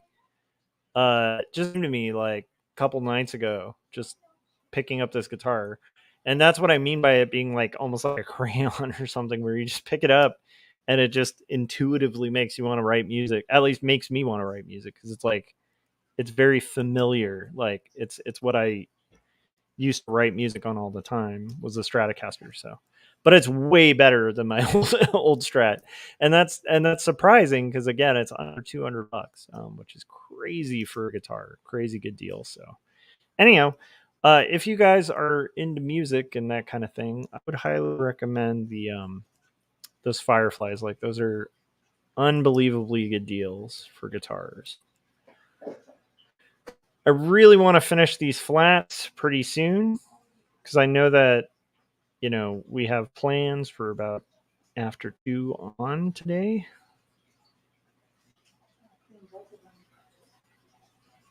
And this is a wildly busy day. Yeah, Pepsi said I started thinking of lyrics for that. You got to write a song. Yeah, I really want to. I plan on adding vocals to that for sure because it definitely needs it. It's got that old school kind of hardcore vibe too, with like a slow beat, So I feel like there's something that needs to happen with it. Yeah, we'll see. We'll see. But I like it. I dig it. And I was excited by it. But again, it's just kind of neat to me that, like, to me, that's a good instrument. If you get an instrument and the second you play it, you're writing stuff because it's just inspiring. That's kind of what you want. At least that's what I want in an instrument.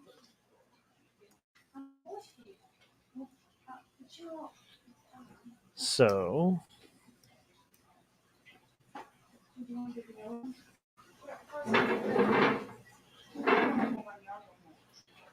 now I'm just picking colors here and trying to kind of lay out my flats. Eventually we're going to have to do color holding for these flames.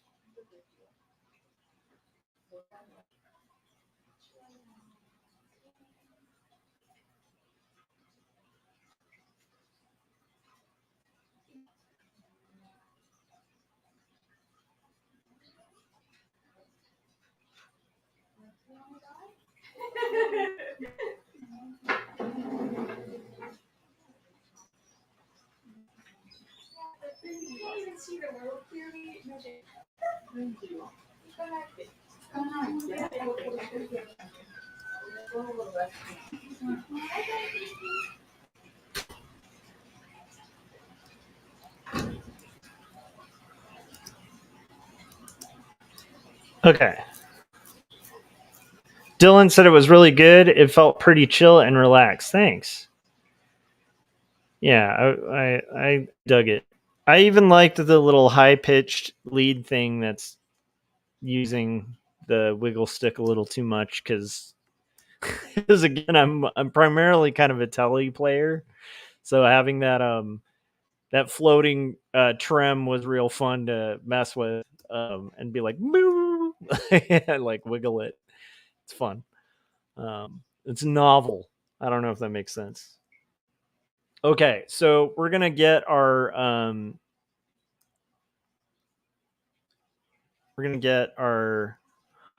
stuff colored now.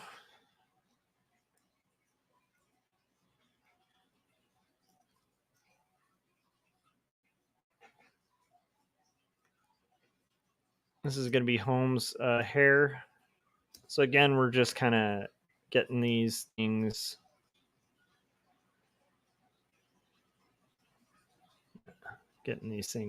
in there.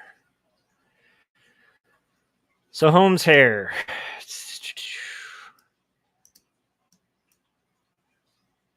And I'm just going to go a panel at a time here, but I want to color this whole page. I probably should have started with the white on him.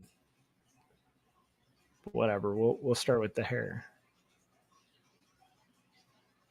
Maybe we'll go to the blue of his eye first. Do.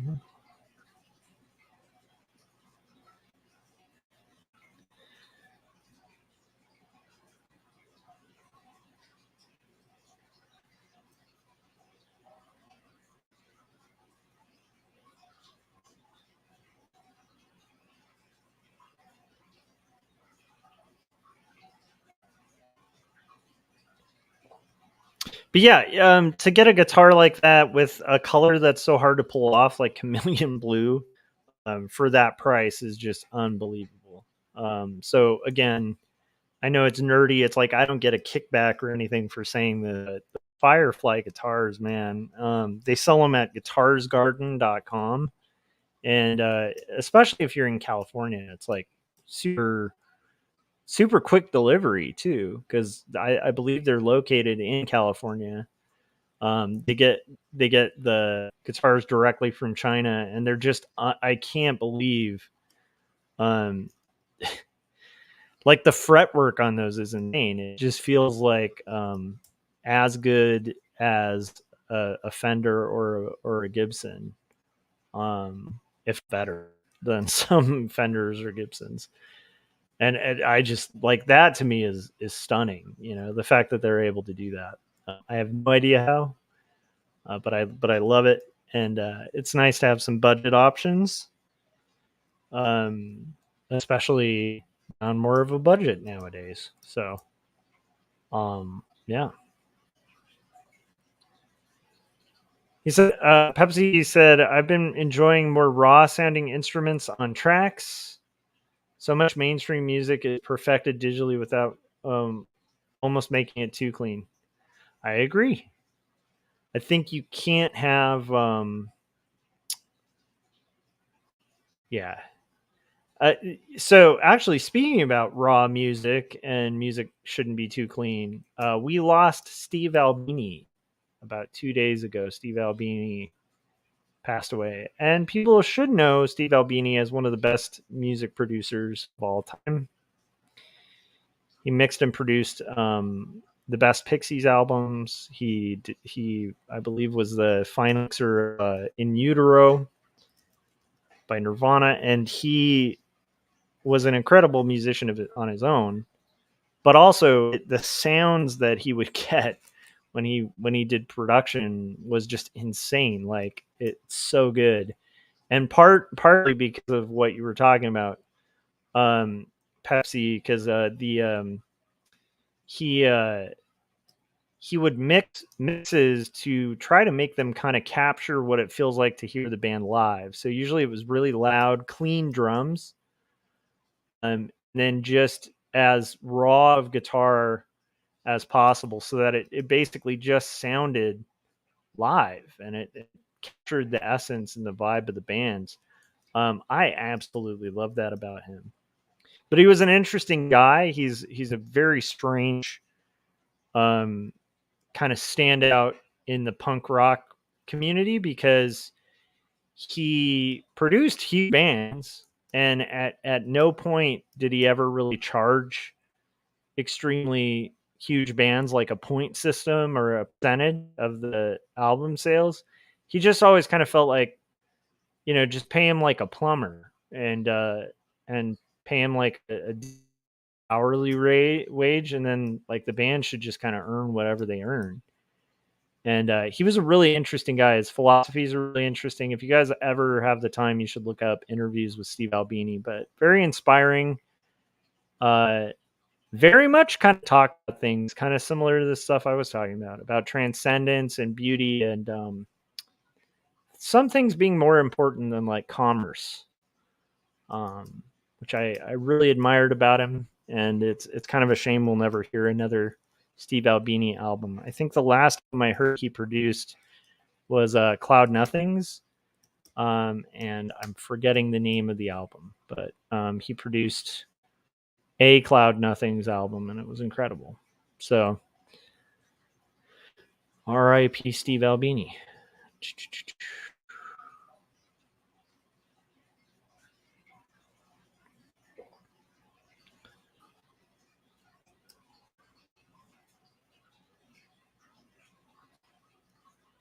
Yeah, Pepsi also pointed out he did PJ Harvey as well. Yeah, he's just incredible staple of like this. It's funny because there's a lot of recordings from the 90s that hold up, and a lot of them are his. There's some recordings from the 90s that really, like, I guess sounded kind of cool in the 90s, but you hear them in retrospect and they were kind of their time, where they were like a little too reverb heavy, a little too muddy, but kind of matching the trends of the time. And they aren't really like timeless albums. But I think that Albini's albums are all pretty timeless. Like, you hear them and they don't sound like a photograph of that era. It sounds like you're hearing the band now. And I would say that for especially in the case of Nirvana, like, in my opinion, if you hear Nevermind, it's it's a great album, and the songs on there are great songs, but it sounds dated. Like, it kind of sounds, and this might be controversial to say, but I think Nevermind sounds kind of old. Like, it doesn't sound old, like the music, like the songwriting's great. It's just the production values on it are very like 90s, like very reverby and chorusy and swimmy. Like, the cover is almost perfect because it sounds underwater, in my opinion. And I love that album, but I just don't think. But if you compare that with In Utero, and to me, you hear In Utero, and it sounds timeless. Like,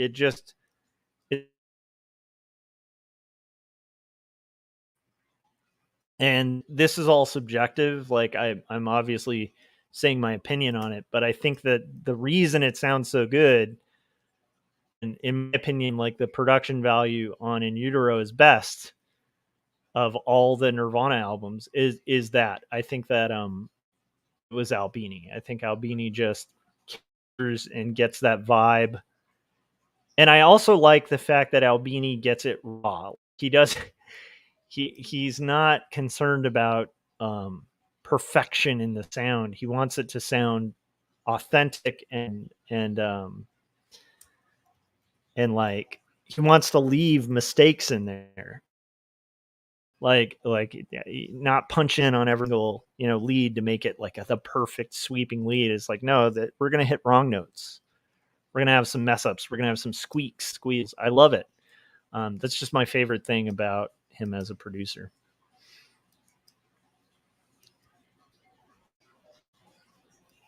I have not heard Bones UK, Dylan, and I will check that out.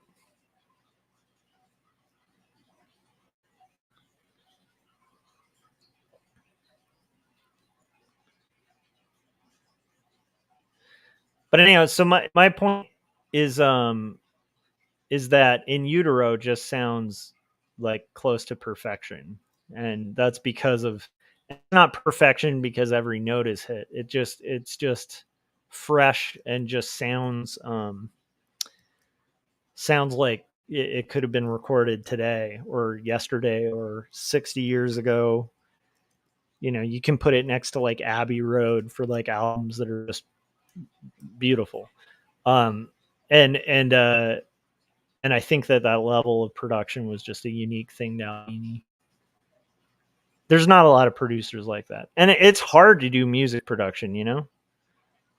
I mean, it blows my mind, people who can do that well. Okay.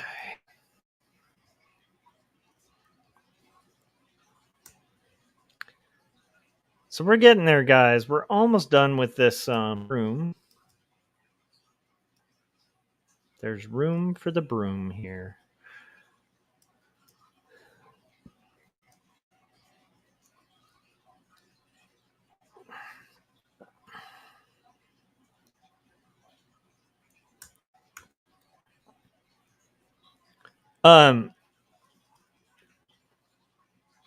I just told my friend about this band. I am really digging for all female led punk bands. I've been really digging Autoboke Beaver. They're a all female Japanese punk band, and they're awesome. they're kind of in the like Cramps kind of style of punk rock, where it's a little rockabilly, but it's so good and so raw, and I'm kind of in love with it. Autoboke Beaver.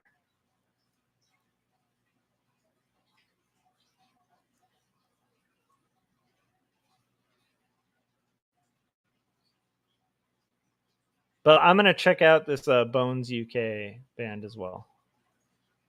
Thanks for the heads up, Dylan. Check out Autoboke Beaver.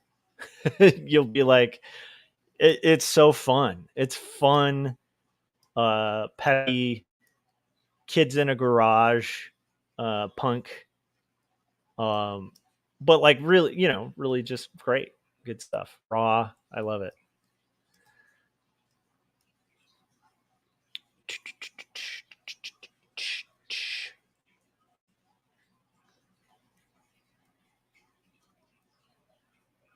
They have songs about chicken.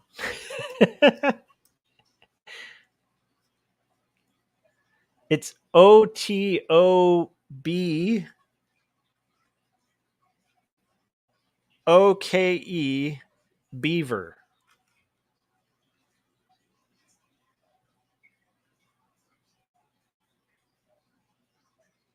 They're great.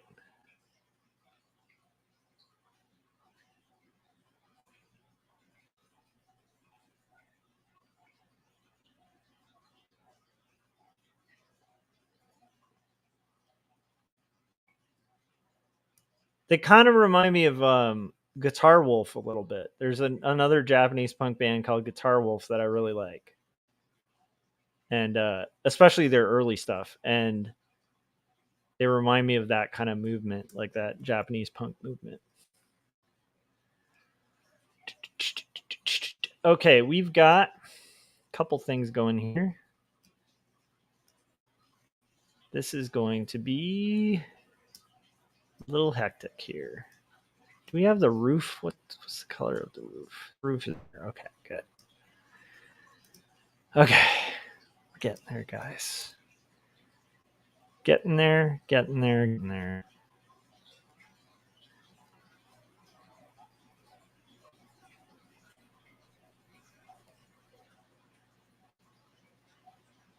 Nice. Pepsi said, thank you. Visually, they look dope. I like female-led bands. I do too. Nothing wrong with a female-led band.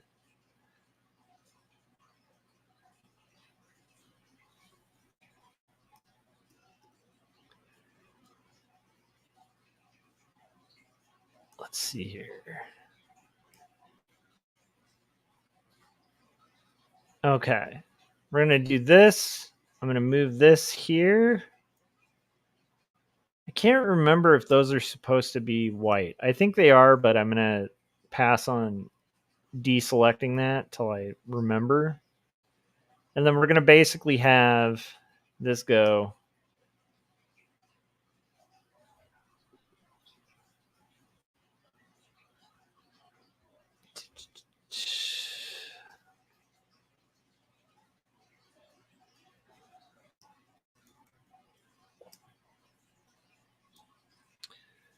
Get this going.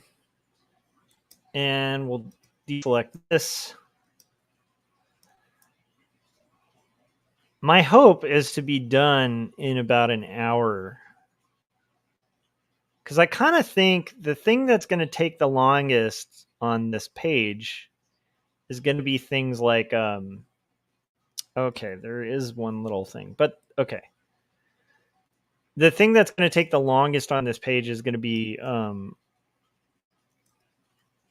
just these kind of backgrounds. And once we get through that, I think these will go pretty quick because there's not as much to deselect. So the nice thing about like close-up panels. Oh, wait, what am I doing? I don't need to deselect that. I need to get this business here.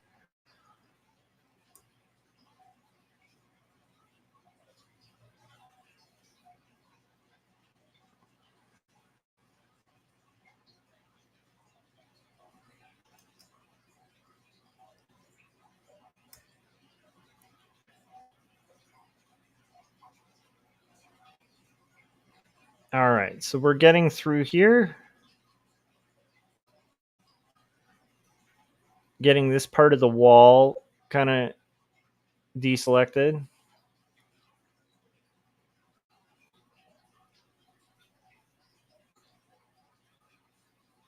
And then once we finish this this panel, we'll watch part 2 of the Jim Lujan Kemble trilogy.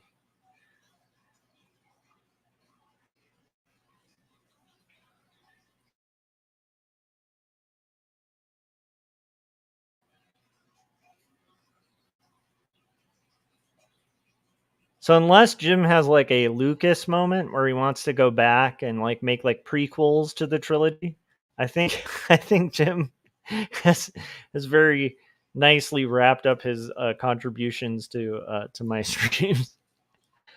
Although I am more like anytime Jim wants to add anything to these, I will always happily receive those. Who doesn't want custom Jim Lujan cartoons, right?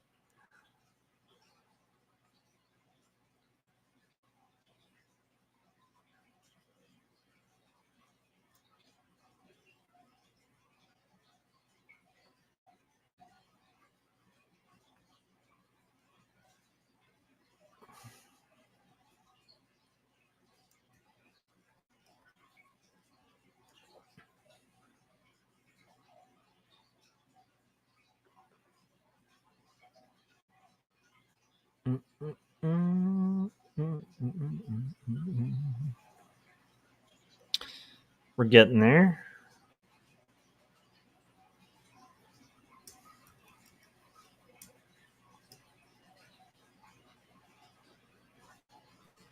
Look at that. And then all we need to do now is just the insides here. Get rid of these.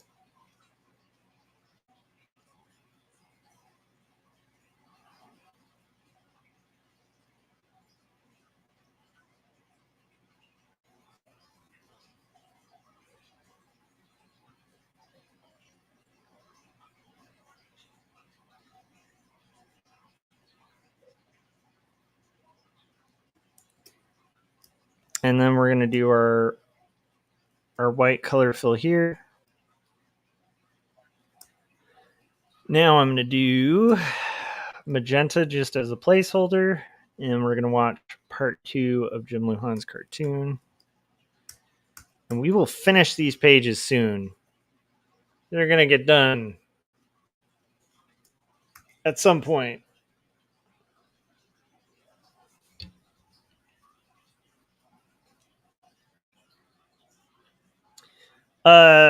Pepsi said, how many pages do you have left approximately? About 130. 125. So that's why it's like, yeah, it's I got an extension, which is great. But I have to be averaging about 12 pages per month. So I gotta up my output, which means I might be up late tonight working on the next page. But that means I'm gonna be doing a lot of live streams. So if you guys want to give your support to this crazy project, feel free to kick in a super chat. I do take those. Support is always appreciated. Not necessary, but it is appreciated. We're going to watch the second trailer by Jim Lujan. We're going to come back and we're going to grind on this business. All right, here we go. Here is part 2, which is Kids Say Kemble. We know the Georgia kids say the craziest thing. So, little Susie, do you have any brothers or sisters? I understand you're in 3rd grade. How do you like that? Do you like your teacher? You like to do a lot of fun things at school? You got any hobbies, Susie? Any things you like to do when you're not in school? I hear you like to read. Well, right now I'm reading 2 stories written and illustrated by Joshua Kemble. It grapples with faith and mental illness. It's ultimately a story about redemption. It's a savage piece of writing. Also, I just finished up Jacob's Apartment, another one by Kemble. Jacob's Apartment weaves together elements of spiritualism and relationship dynamics, as well as atheism, And all the while it deals with abandonment and loyalty. It's a fierce, fierce read. Do you like ponies?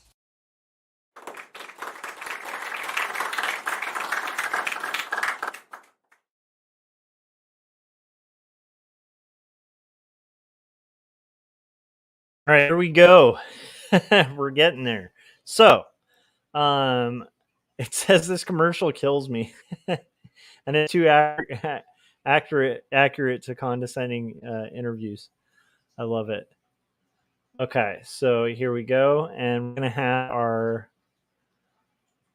Yeah, I love the latest installment is classic.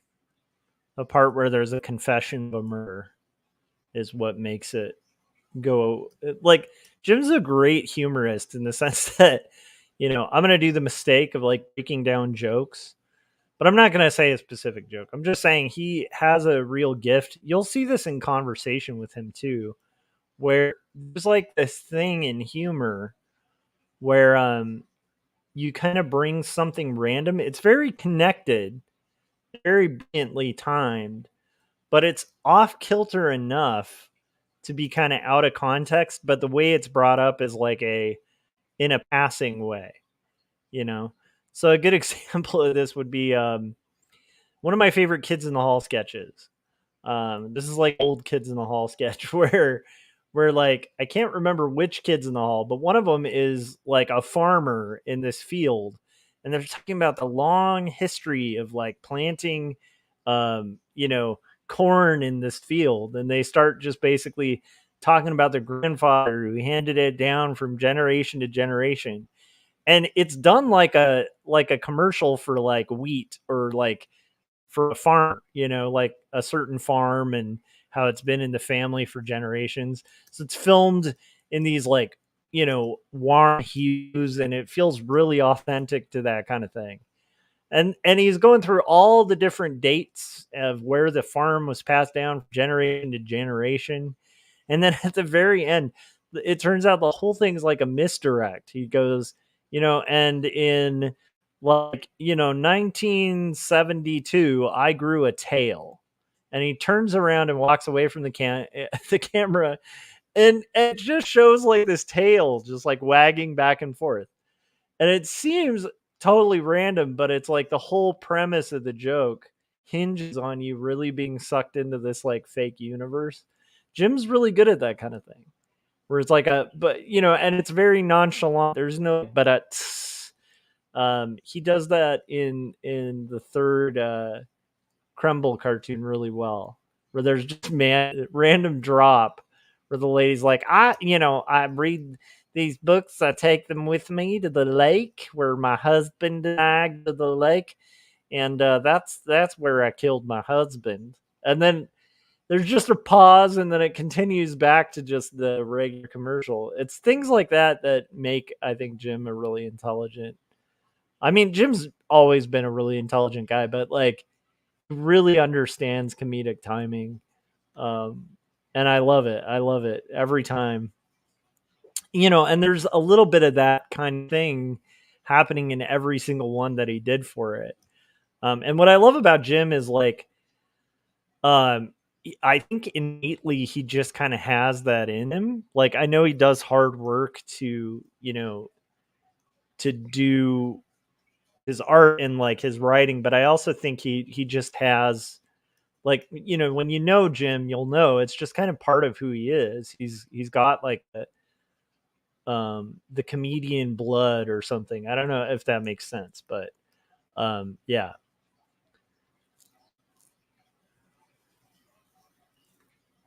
Yeah, he was saying Jim, even in casual conversation, carries a smart humor about it. Yeah, that's the thing, but it's not pretentious humor, because it's like he'll drop a fart joke, like he's not above anything that will get a laugh, which I really like. But he also won't placate, which I like too. So I don't know. I think it's a really beautiful gift. I've always wanted to write humor, but I don't know. I know that I can be silly and funny, but and I've had some t-shirts and stuff go viral because of the humor on them, but it's like I don't know if they have the knack for it quite to the extent that someone like Jim does, where it's just, he's just on a different level. Let's see here. We're getting there, guys. We're getting there. It's just gonna take a while to get there.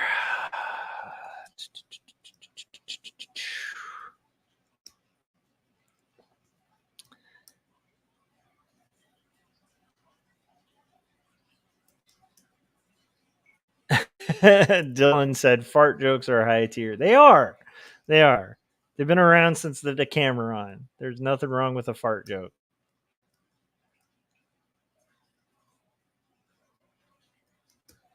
Okay. Let's get this going.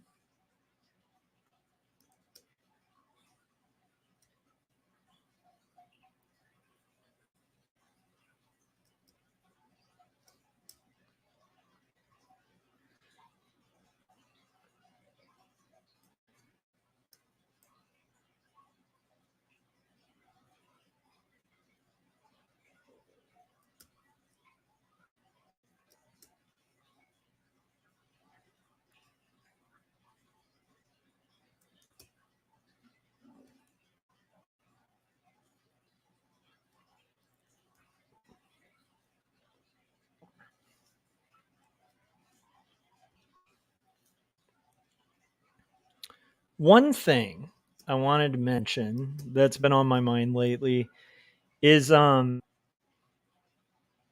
you guys ever noticed like that knowledge can sometimes, I mean, I guess this is kind of a cliche, can sometimes be like almost like a curse, because it's almost like learning a language.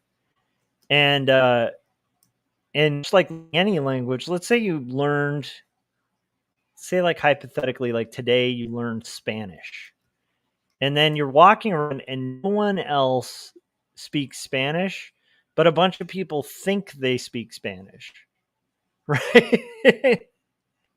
But when they're speaking Spanish to you, you can tell, you're like, this is jargon. But there's other people looking at this person just going like, inventing something that's not Spanish and fooling people to think it's Spanish, like walking around.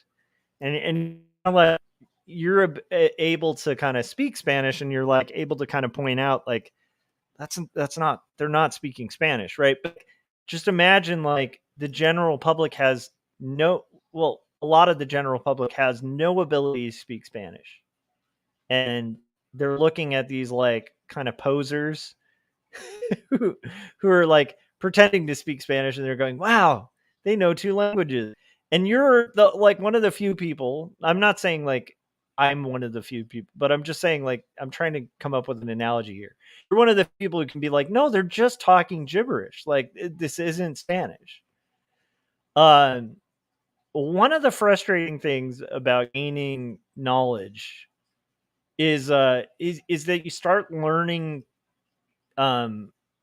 basic things like principles of logic,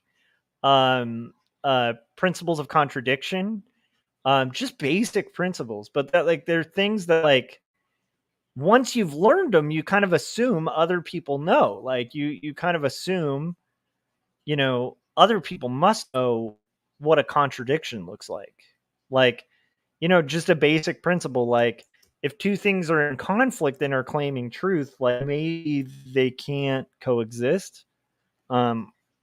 Maybe at least there's a problem there that needs to be looked at, or make you skeptical, like where it's like, that like both things kind of can't be true, or if they are true, we're going to have to come up with a way that they could be true.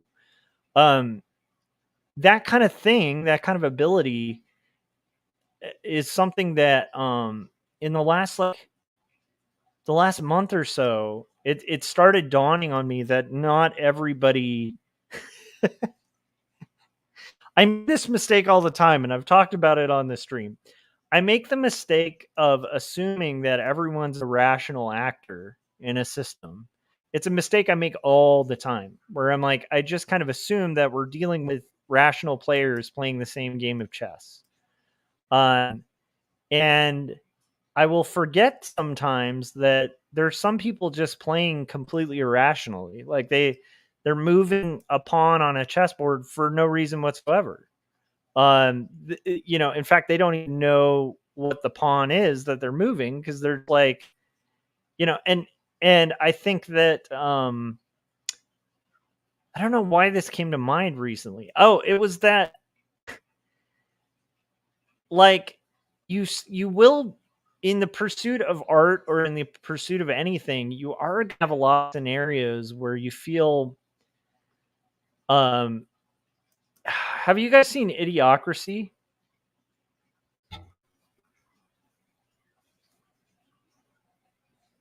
Yeah, Pepsi said, yes, I would say intelligence and awareness can hurt when you've got masses that are misinformed or biased by falsities. Sometimes I wish I could unlearn. Yeah. And then Dylan was saying, yeah, ignorance is bliss, and knowledge can be a burden. Yeah. So one of the things that ends up happening, if you guys have seen Idiocracy, right, which is a great movie, is like one of the scenes in Idiocracy that I relate to more and more as I get older and acquire more knowledge, and enough knowledge to really have pretty true comprehension that I am an idiot. Like, I don't know anything. Uh, there's this scene in Idiocracy where everybody is buying this thing that's pretty much Gatorade. I can't remember what they call it in the movie, but it's like they're basically having a famine because everyone's watering their plants with Gatorade. And there's a point where the main character is asking, like, a person, why not just use water on the plants? Like, why do you guys keep using pretty much like Gatorade to water your plants? And it's like, the answer is like, because it has electrolytes. And it's like, well, why do you need electrolytes for plants? And they'll be like, because plants need electrolytes. It's like circular reasoning. And the person who's answering it just can't even see the like circular nature of what they're saying. Like, because the society has gotten so dumb. I have had quite a few moments of like that in the last week, where it's like, I don't know. This is the thing that I guess this would be the scary part of the AI conversation. I don't know if people, I want to think that people care about things like transcendence and beauty, and that people really in their souls believe that like art has value or story has value and that kind of thing. But I also do see a trend in society where, sometimes people just don't know um when something's good. and it that's going to be like the struggle, of any artist as well. Is you know it's balancing that, like, am I making good work that people don't understand is good, and or am I making work that isn't good that people do understand and they just don't like? Or do people even want something good? Like, do they even want good work? Or do they literally want stuff that, it's an interesting conundrum that happens as you develop your taste, right? It's kind of like similar to when I was young, I remember being baffled why people like a lot of popular music. Like, this is like the late 90s, early 2000s. I remember there was some pretty terrible music that like was just, everybody thought was like a banger, and they'd play at parties and all this stuff. And even then I'd feel like, but is there really a thing you like about this? you know? Then the more I learned about music, the more I'd be even more baffled, where I'd be like, how do they like this thing that, like, I don't know. And it was hard to parse between, am I just being a snob? Like, is this stuff not good? That's something I've been thinking about lately, where I'm like, because I've definitely made judgments about art in the past, especially when I was more judgmental, that I now think were really youthful and dumb. That at the time I thought was like, haha, this stuff isn't real. It's not good art, that kind of stuff. And now it's like I definitely have walked back a lot of those opinions, as I've gotten older and a little wiser, I think. But what's interesting is it's still a phenomenon, though, of trying to kind of parse between.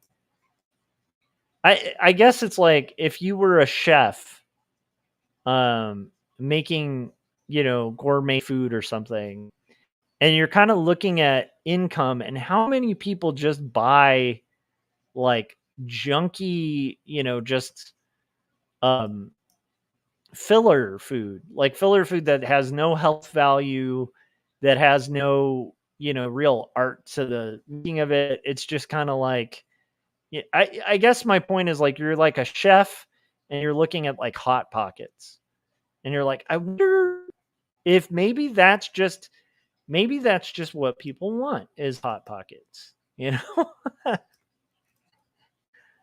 Does that make sense?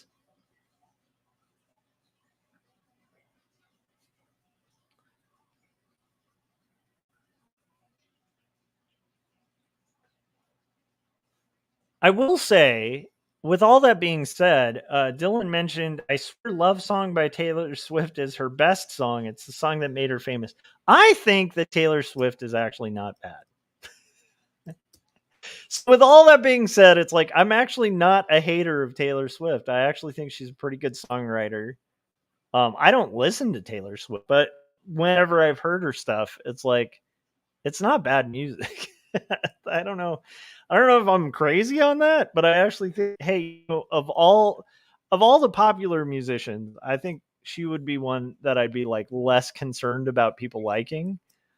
Um, as corny as that is.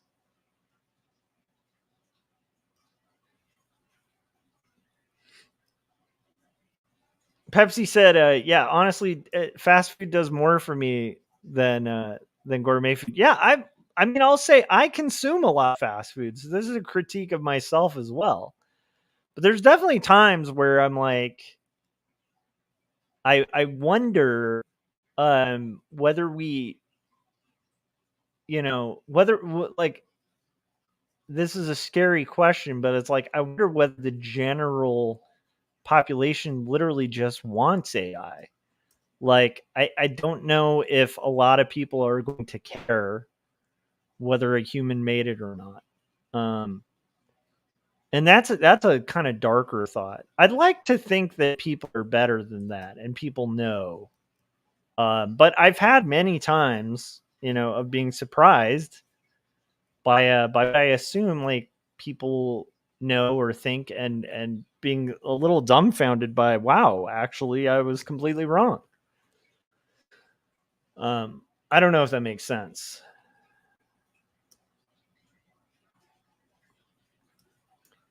Here we go. We got this going on. Why is this freezing? Okay.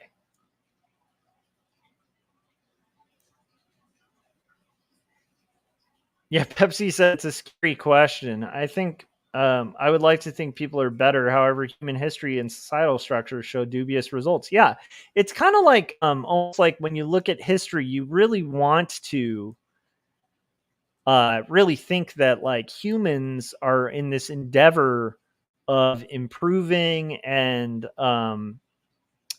getting better with like coexisting and starting to create like geopolitical relationships where there's more trade and people are starting to see benefits of engaging with each other in a non, you know, uh, in like a more kind of sophisticated way than just like beating each other with rocks, But then you see conflicts go on where it's like, oh, I guess, or you see like the return of things like genocides and stuff like that occurring, and it's like you start realizing like maybe not, maybe I'm wrong, maybe like the arc of history is that people just want to beat each other with a hammer, and right now is just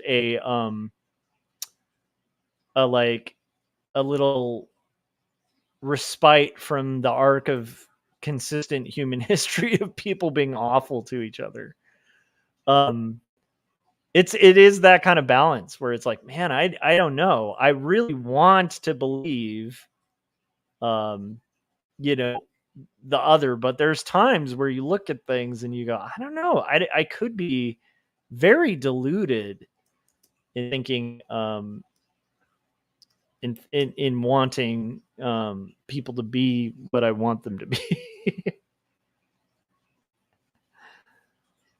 Yeah, Dylan was saying, "Yep, it's scary. It can be scary, you know, where you're like you can kind of see the best in people sometimes, and really feel hope for humanity. But then you see the worst in people, you know, where it's like a good example is like you can see people unite and do really beautiful things, and then you can also see people unite and like, you know, just start drowning people because they're witches or something, you know, and it's like, I don't know which way people want to go. I have to feel, I feel like I have to believe that people aren't happy with, ignorance, but there are times where I am, unpleasantly surprised. Um, and that's a tough one to navigate, especially when it comes to art, you know, because it's like, man, I love this stuff. I think it has value. And I will probably dedicate the rest of my life to this stuff. But it's like, man, it can get dark, you know, it can get pretty dark.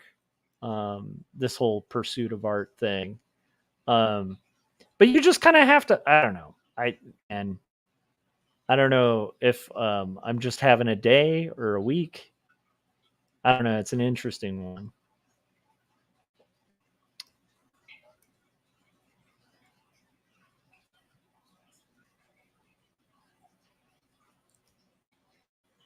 Okay, now we're gonna do our thing here. Shapow.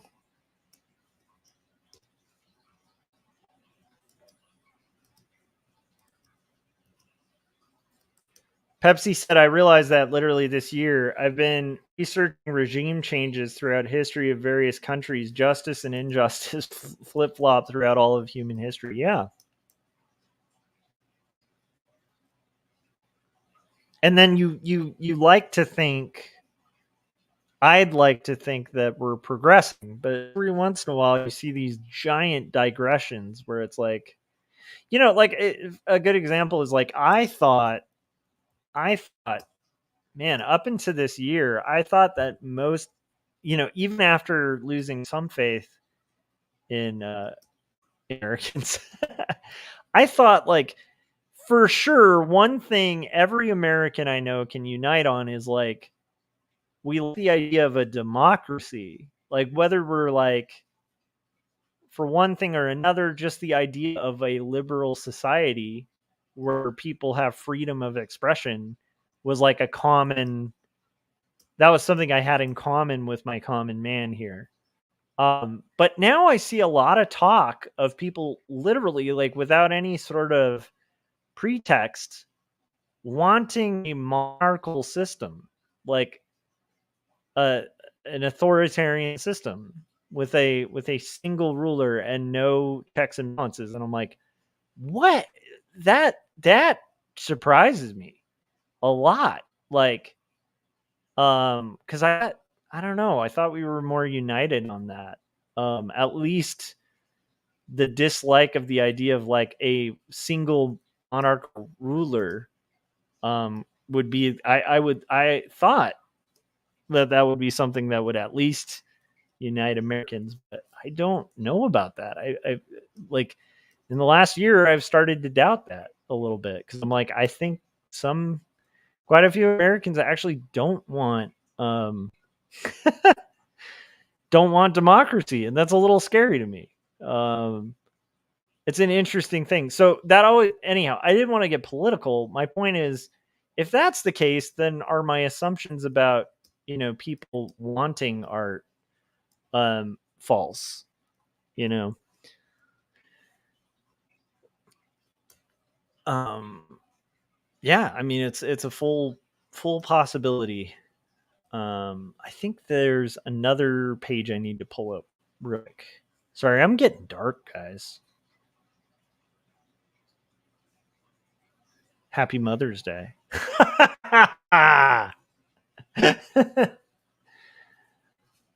Dylan said, I'm trying not to become a nihilist. Yeah, I think it's important not to be a nihilist. I think nihilism is so tempting, but you can't give up hope. That's the key thing. You gotta retain hope, because if we lose hope, what do we have? And hope is something that's real specific to humans. You know, you're not gonna have computers experiencing hope.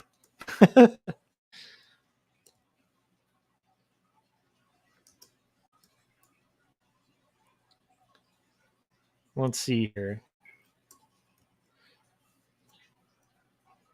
I think we're getting close, guys. We're getting close. Okay.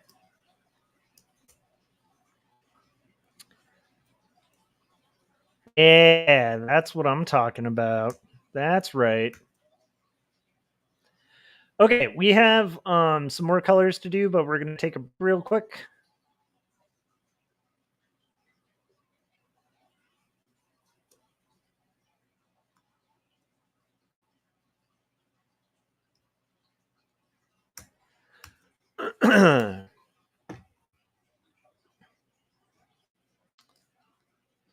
Thanks, Pepsi. And also, Pepsi was saying, I mean, without hope, we have everything we currently have just hope. Yeah. And that's the thing, is like, you kind of need, to me, I choose to hope. I choose to hope. I choose to take the kind of more bright sided view of these things, and choose to assume that people do care and that art is relevant, and that there is a purpose to the humanities, and that we are not just numbers. Because I think the other route is just too cynical and nihilistic. So I agree with that. Okay, let's get into our. We're gonna again play Jim's third Kemble, the Kremble trilogy, and then we will get into it. If you guys haven't yet, hit that like button, and make sure you're subscribed, and hit the bell if you want notifications when we're about to go live. And we're going to play a trailer, and hopefully we'll finish up this page soon. Well, thank you, Colleen. I hope your daughter Kelly does well at North Carolina State this year. Well, we got another caller on the line. Elizabeth from Phoenix, Arizona. Elizabeth, what can we do for you? Are you ready to do some shopping, girl? Oh, yes, Terry. I am ready to do some shopping today. I'm interested in that 2-book set you have. 2 Stories and Jacob's Apartment. Oh, well, that's a great choice. In fact, I bought these books before.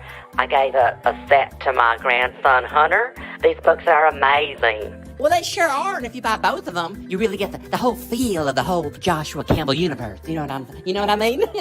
Yes, I do, Terry. These books are remarkable because, for one, you can take them anywhere. You could put them in your car, and you can go to the park or the river. We've gone to the river. My husband Taylor and I, we just love it. And I murdered my husband at the river. Yeah, I did. But these still are amazing books.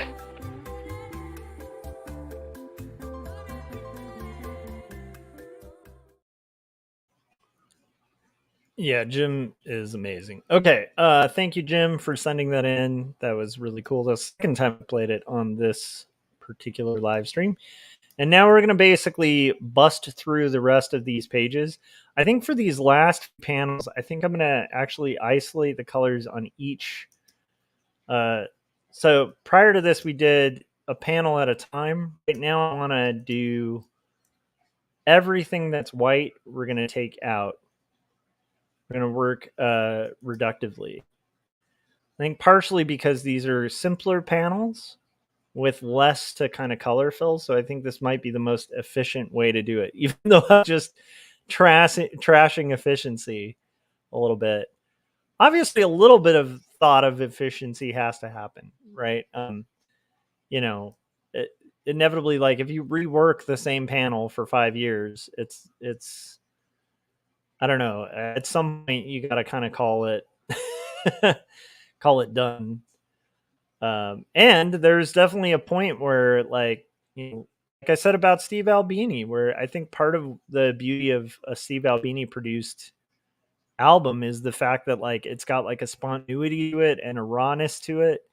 And the more you rework that audio, right, the more you're going to end up with like this um almost mechanical art, and it's not going to be quite, it's going to be missing some of that rawness that I think that Steve Albini understood when he was producing, where it's like, hey, we're not going to mix this for 5 years.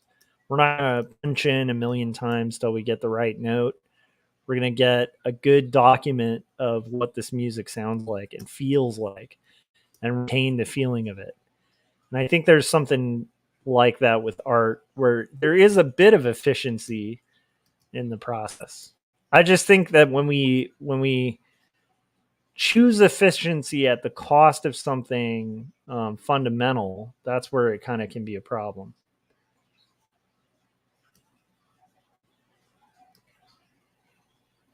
What is solar punk? Now I'm curious about this. There was a mention of solar punk, and no, I have no idea what solar punk is.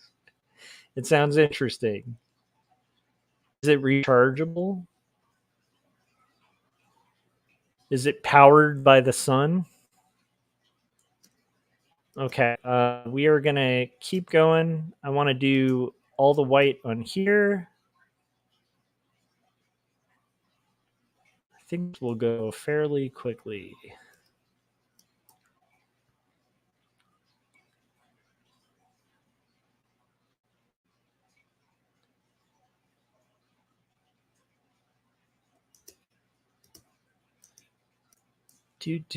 Do.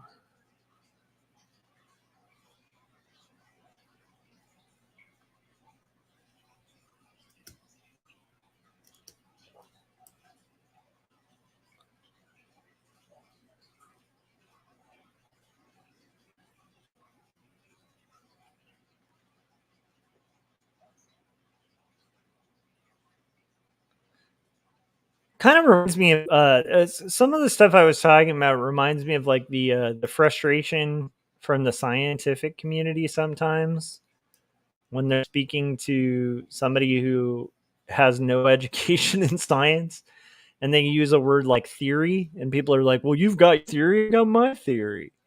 It's like that's what I meant by like the the translation thing with talking about speaking Spanish, right? Where it's like you kind of have to know what the word means to a scientist to have that conversation. Because theory in English is a whole different thing than like mathematical or scientific theory. They're different.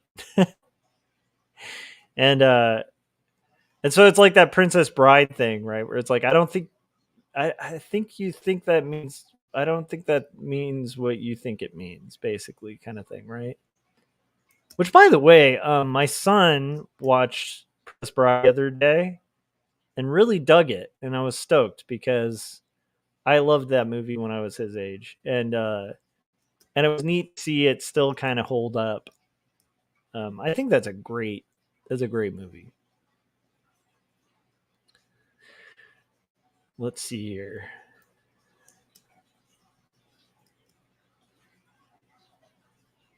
Solar punk is focused on hope and the balance of nature and technology, mostly focused on eco-friendly solutions. Nice. Sounds cool.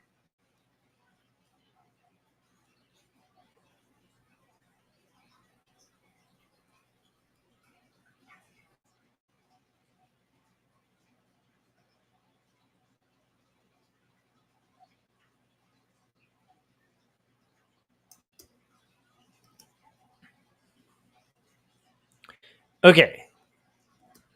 Did we get the backgrounds here? I think we got all the white except here.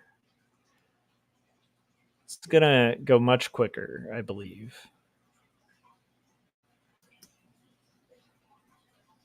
Okay. The only horrible part about working in this way, because you're deselecting, it's like if you accidentally hit the wrong selection, there are times where you've wasted a lot of time doing all these different selections. A more efficient way to do this, if I weren't who I am and doing it as destructively as I am, would be to draw these as paths, right? And then you'll always have the path. So even if you lose your selection, you can basically use your path to select the selection again. However, that's much more time consuming in the short term than what I'm doing now. So in theory, this should work much more quickly. But I'm just putting that out there in case somebody doesn't want to do that risk of losing your selection. Once you have it color filled in any color, though, then you have your selection forever using the method I'm using now. If that makes any sense. How many, Dylan said, how many other comic books have you illustrated that were not of your own creation? Well, I used to do a comic called Vox Africanus for about a year. It was a weekly strip that was run by the Washington Post. The Root, which I think was owned by the Washington Post, written by Lawrence Ross. I've done a couple anthology books that were written by other people. I did a work for hire graphic novel that never saw the light of day. But that was an 80 pager.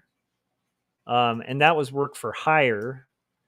But as for books that were actually like collaborations like this, where we're going to be credited as co-creators and taking an equal cut of the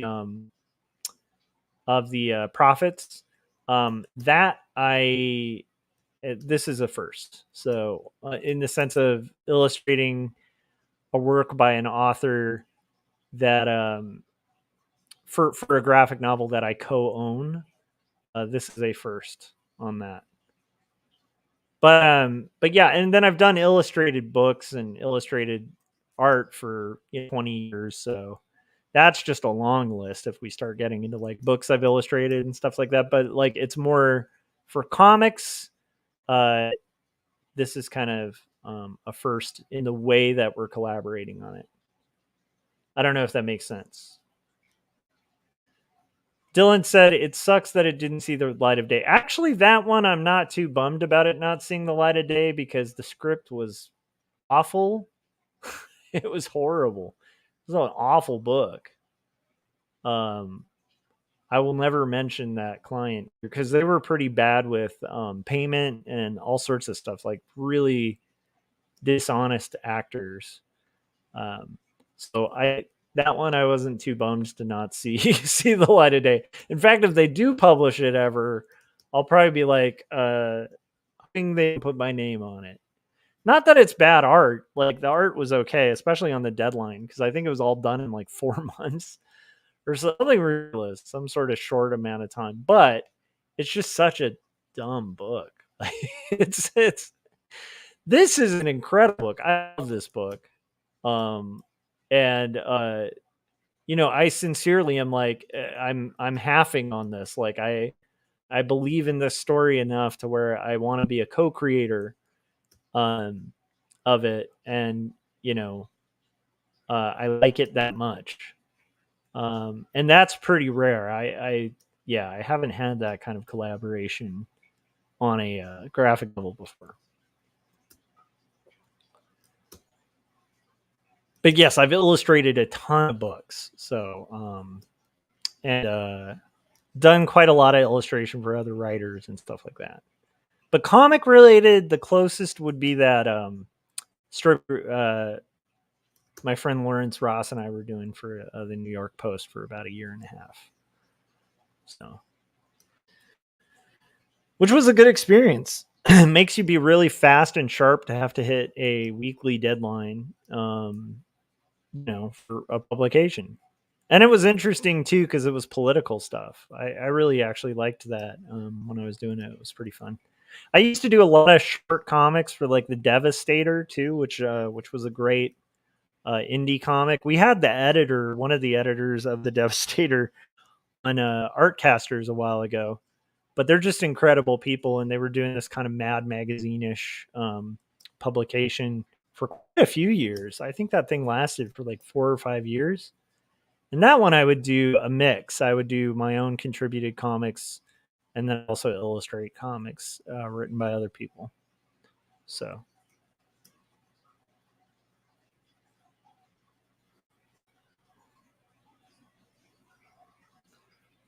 yeah, Pepsi was saying I would like to imagine after you release your magnum opus and reach fame, they will release the Unwanted Project to ride your coattails. Probably it'll probably come back to haunt me at like the one time where I really don't want my name associated with it.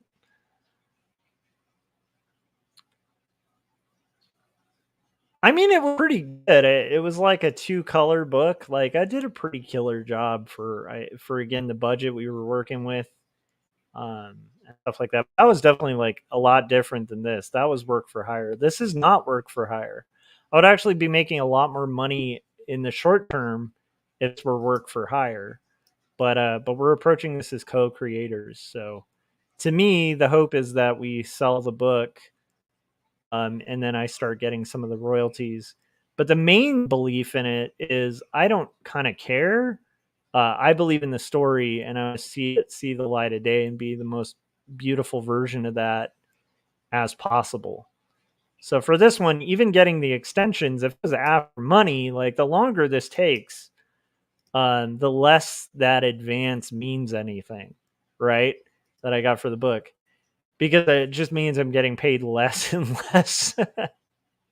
You know, it might start out as like minimum wage, and then it starts becoming like less than, cents on the dollar or whatever. But it's like, but the point of this is I really believe in the story. I think it's a great story, and I want to see it as a beautiful book. And then people can decide whether they're going to buy it or not. But at the end of the day, like the purpose of making this is it just needs to be out there. It's a great story. No one's told it yet, and it needs to be out there. And it's historical fiction, and it goes over a lot of like cool, interesting information about the Brownings that no one's written about. And also it's been a real art challenge kind of get this new style going for it. So I don't know if that answers your question, but that's a really great question.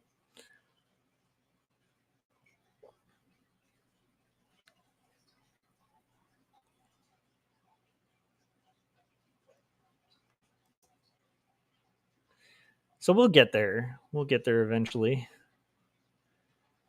I don't know why I didn't get her hair here. Did I get her eyebrow there? Yes. Did I get her other eyebrow? Okay.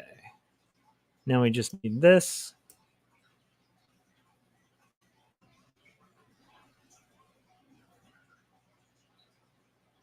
But yeah, it's interesting.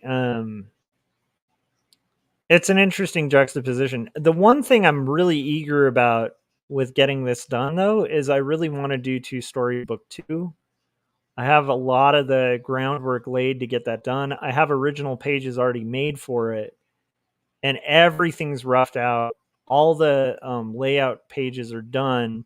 So it's just a matter of just like buckling down and like knocking out 100 and something pages till that's done. But like all the preparatory work is done. So that book, once I finish this, that's my intended goal, is to like really see 2 stories through to the finish. So that'll be a really beautiful thing to finish. Similar motivations too, where it's just a story that needs to be told. Yeah, Pepsi said I need to read 2 stories. The second book, one is not enough. I agree. Yeah, it's a 2-story book, and it needs the second story. So that's my kind of hope, is to do as beautiful of a job as I can on this, and then get on to doing 2 stories. And I also would potentially really like to do that collaboration with Bill Myers. I really like his script. So it's always like a balance with these things, you know. But at this point, what needs to take priority is just getting this done, and getting it done as best as I can without letting it suffer quality issues. Okay, so we're gonna get her deselected, and then we'll get all of home, and then we will be done with the page, which is pretty exciting.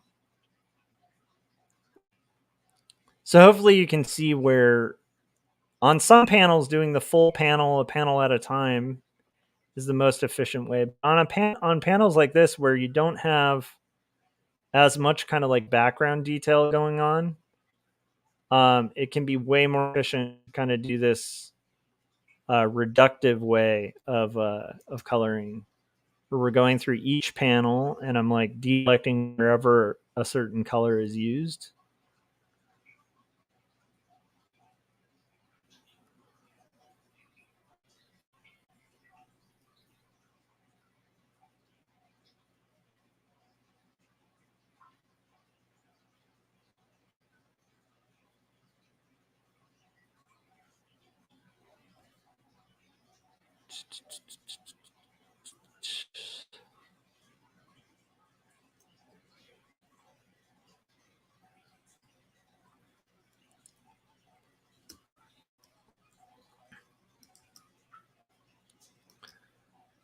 But yeah, this next year is going to be really interesting because again, like things are a little more financially tight than they've been in the last few years, but they're also more creatively open in what I'll be able to get accomplished. And so I'm really excited to kind of see what goes down in the next year. How easily we're able to survive will be interesting. But it's an adventure, and it's definitely been. It's funny, but my level of happiness after leaving art directing has significantly increased. And I feel like that counts for something. So we'll see. We'll see how things play out. But in theory, I should be done with this in about a year. In theory. I initially thought I'd be done with it like this month. And that was a fool's estimate of time. I also wasn't quite anticipating the career changes that took place in the last year. And so that obviously threw a bit of a spoke or a bit of a fork in the spoke.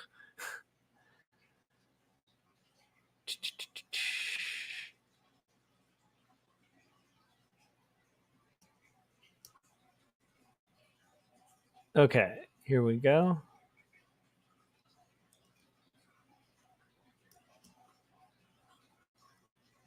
We've got now just to do eye color and vest, which I believe are the same. Yes, they are. Eye color, vest, and shoes. Dylan said, I think creating a comic would help me at this point because I feel too burnout to create one piece drawing or painting. I have no idea for One Piece, but I do have ideas for comics. You should. I think that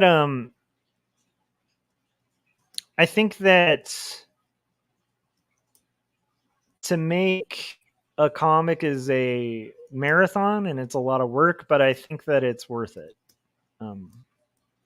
I will say it'll be hard, but I think it's like you should do it and set out to do it and don't allow yourself to excuse yourself from doing it. Like once you commit to it, even if it's like a 2-pager, commit to it, even if it's a struggle and 2 pages done, and then you know you can work from there.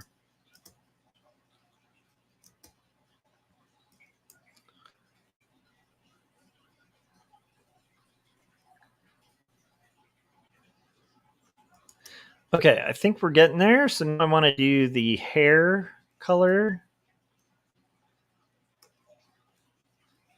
This is great. I think I'll be done just in time for lunch, which is great because I don't want to eat. I don't like the idea of eating in front of you guys on stream. I think that would be a little too much. I like sharing a lot, but I would like to, when it comes to lunchtime, maybe be able to eat without judgments.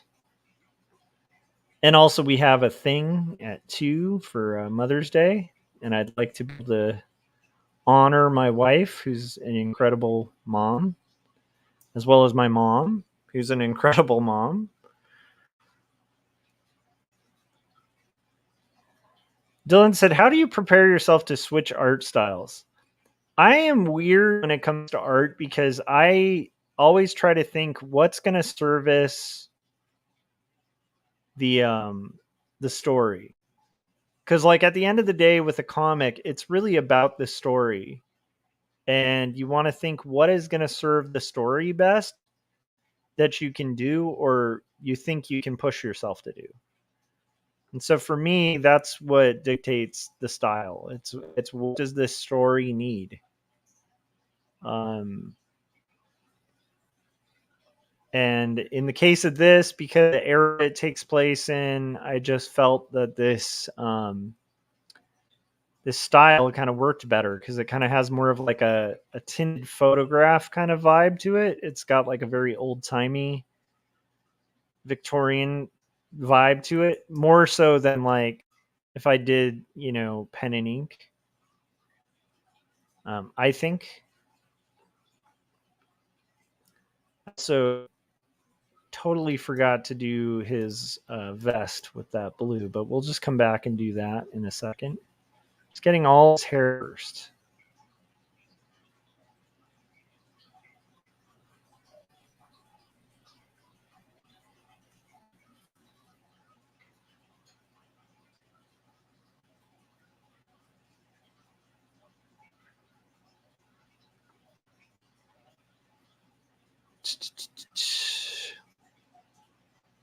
But yeah, it's been a really enlightening year in the idea of kind of letting go of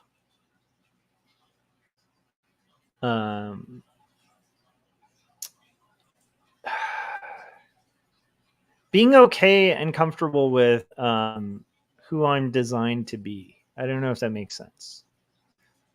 Like I think I've been designed to be a cartoonist. I'm designed to be a musician. I may not be wildly financially, incredibly rewarded for those things, but these are things I do and I do well. And particularly the art thing, less so the music thing. But it's like they're expressions that I have to do. And so it's like kind of part of who I am. And that's just kind of going to be how it goes. Like that's just sort of what I will do, whether I like it or not. And that's kind of I don't know if that makes sense, but it's been like very enlightening to kind of accept those things about myself.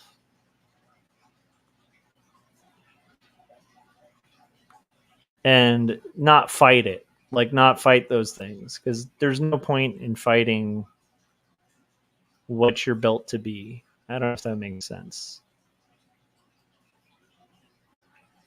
And in a weird way, there's also not a lot of point to like moping about it either. Like this is just what I'm gonna be. This is what I'm gonna be working on. The AI conversation is interesting to me, but it doesn't cripple me for making art because I've just kind of accepted, no, I'm an artist. Like I'm going to kind of make art, whether I like it or not, whether it's relevant or significant to others or not. It's just sort of going to happen. And I'll make it the best I can. And there doesn't necessarily need to be like a consumer thing going on there for that to be okay. I don't know if that makes sense.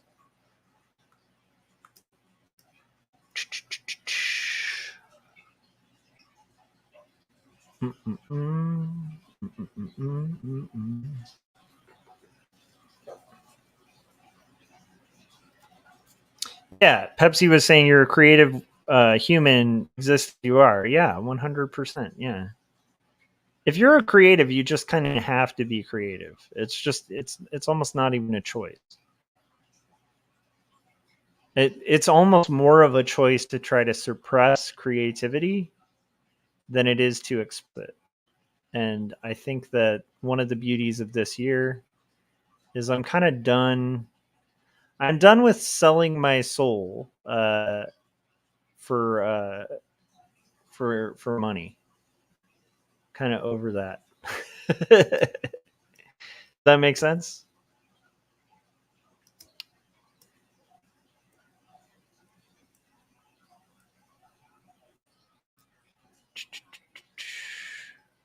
We're almost there, guys.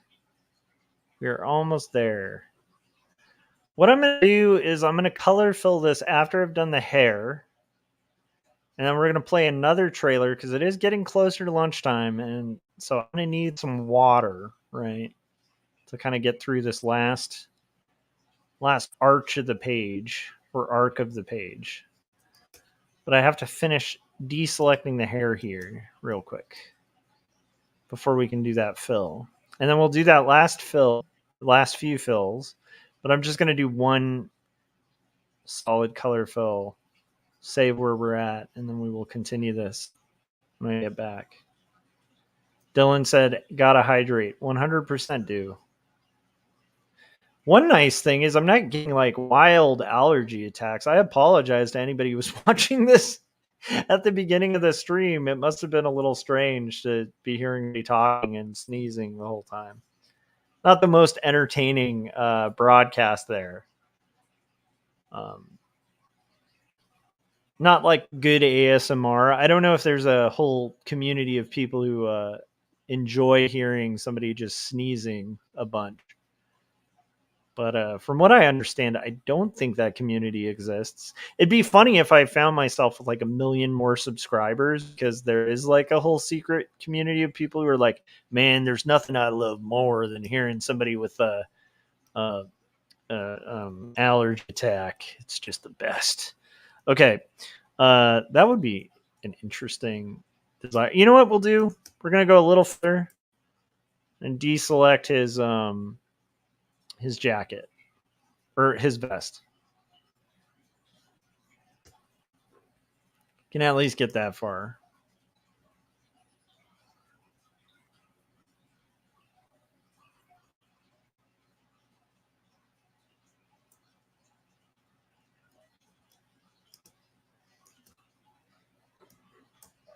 Yeah, the ASMR thing's a little strange to me. I don't quite understand it. I mean, I just don't.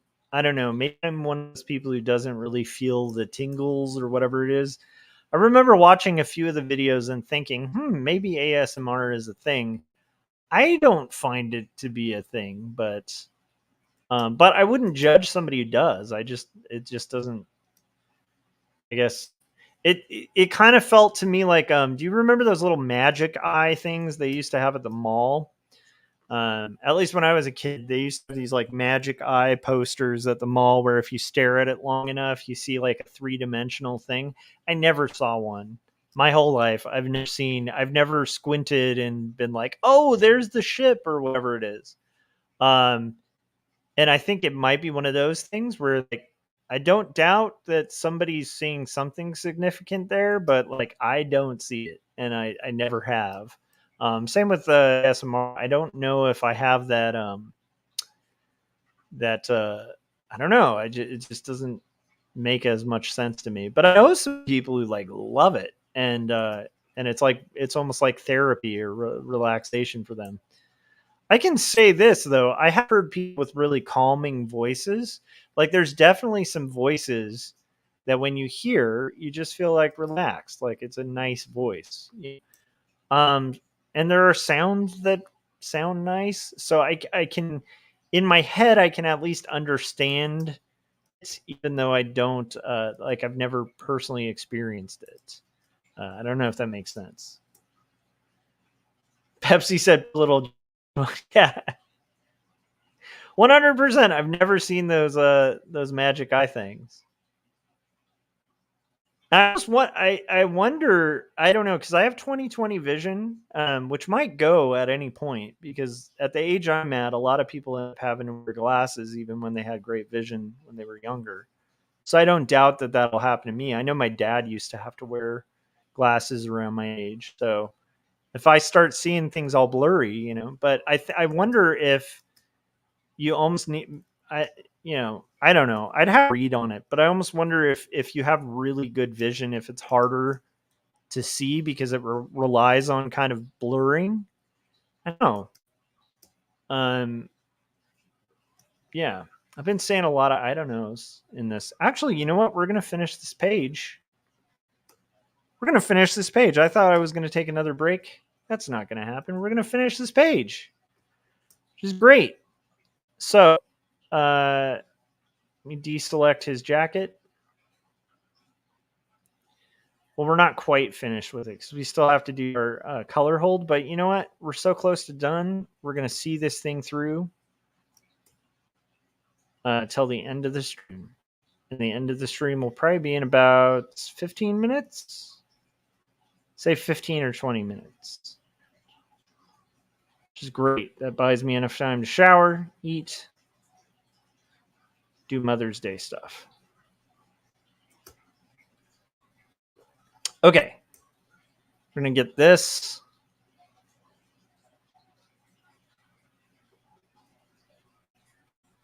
Need to see if with the shading, yes, I did. Fixed line. That's good. Do.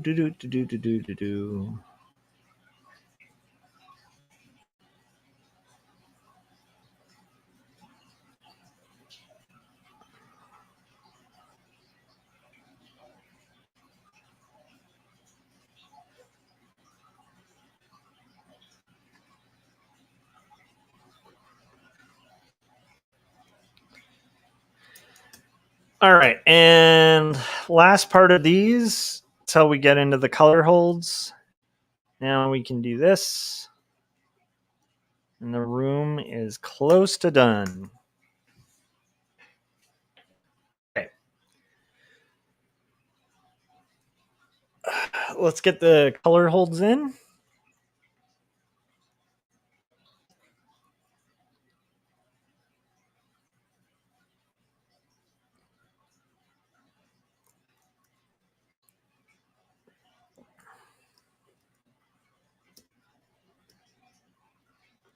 Okay.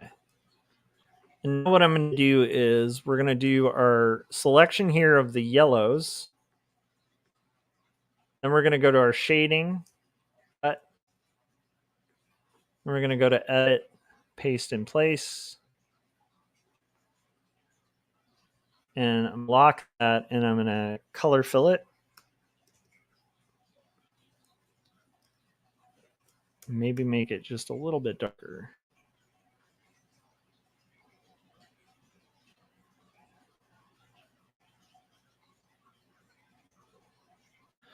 Okay, and now we're going to do our... Dylan said, I'm tired right now. I haven't done much of anything today. Well, I kind of woke up a bit earlier than usual today. That's good.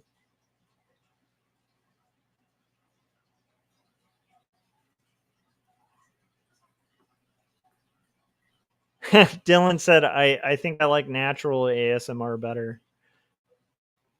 Yeah, it's weird. I mean, I've definitely heard soothing sounds, but it's an interesting phenomenon to me. I mean, I guess similar to the the magic eye posters or whatever. I just imagine that's got to be pretty cool to be able to see that. Similarly, I'm sure it's pretty cool to like if that gives you some kind of relaxation or good feeling. Like, I envy it a little bit. That sounds pretty cool. I just haven't experienced it. Let's see here.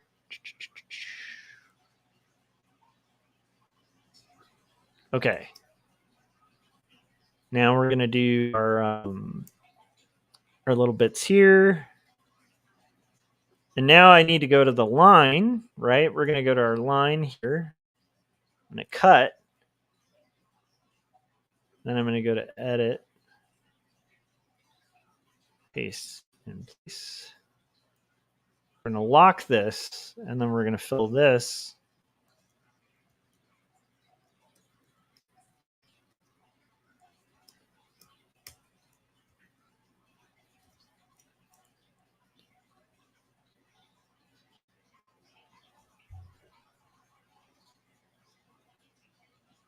And there we go. Whew. All right. There's one other thing I might want to add here, which is going to be, let's see if this works. It might be overkill. We'll see. I'm going to add a little bit of white just to kind of reiterate the shading that's going on here.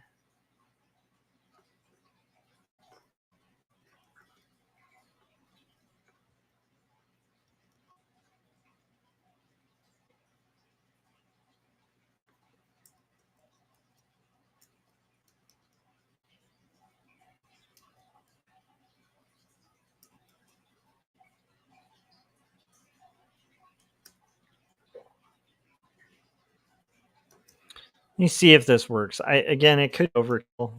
We'll just kind of have to find out.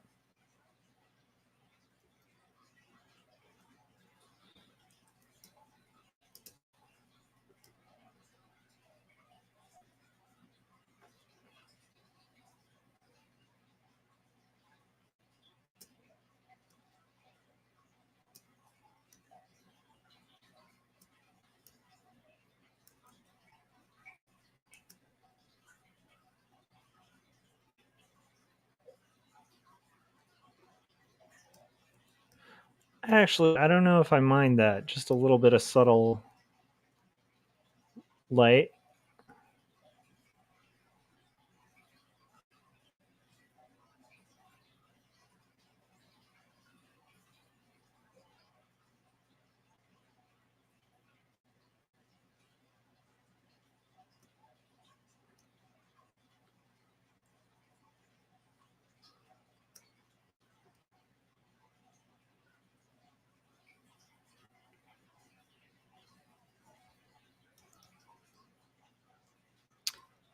Let's see if any of this is overkill or if it's working.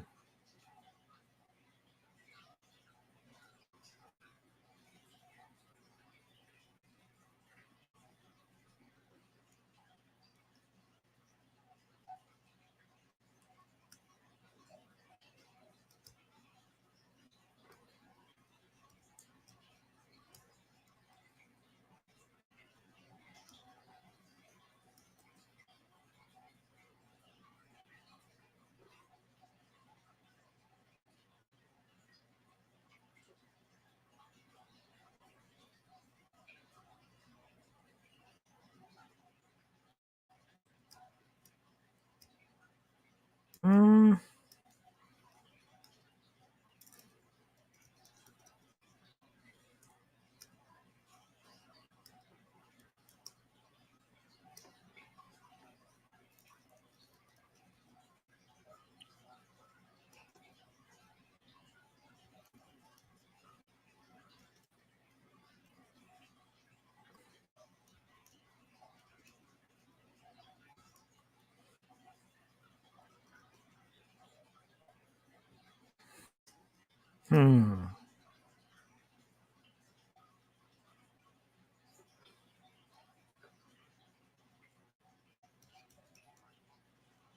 Again, I might end up pulling back from adding this, but right now I'm just trying to kind of give a sense, following with the limitations and restrictions that I put on myself with this book.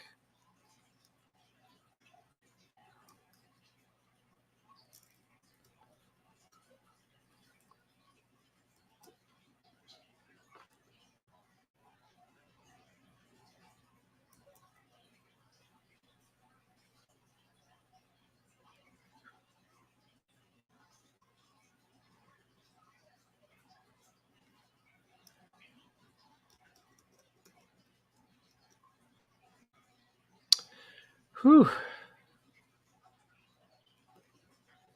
Life is exhausting in itself. Hope can have a chill, lazy day. Nice. Dylan said our Wendy's delivery should be here soon. Nice. Wendy's is awesome. I like Wendy's.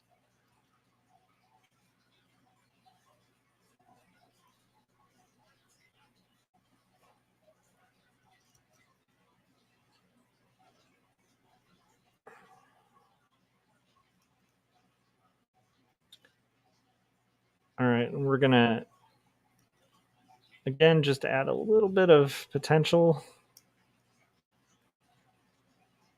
Not too much.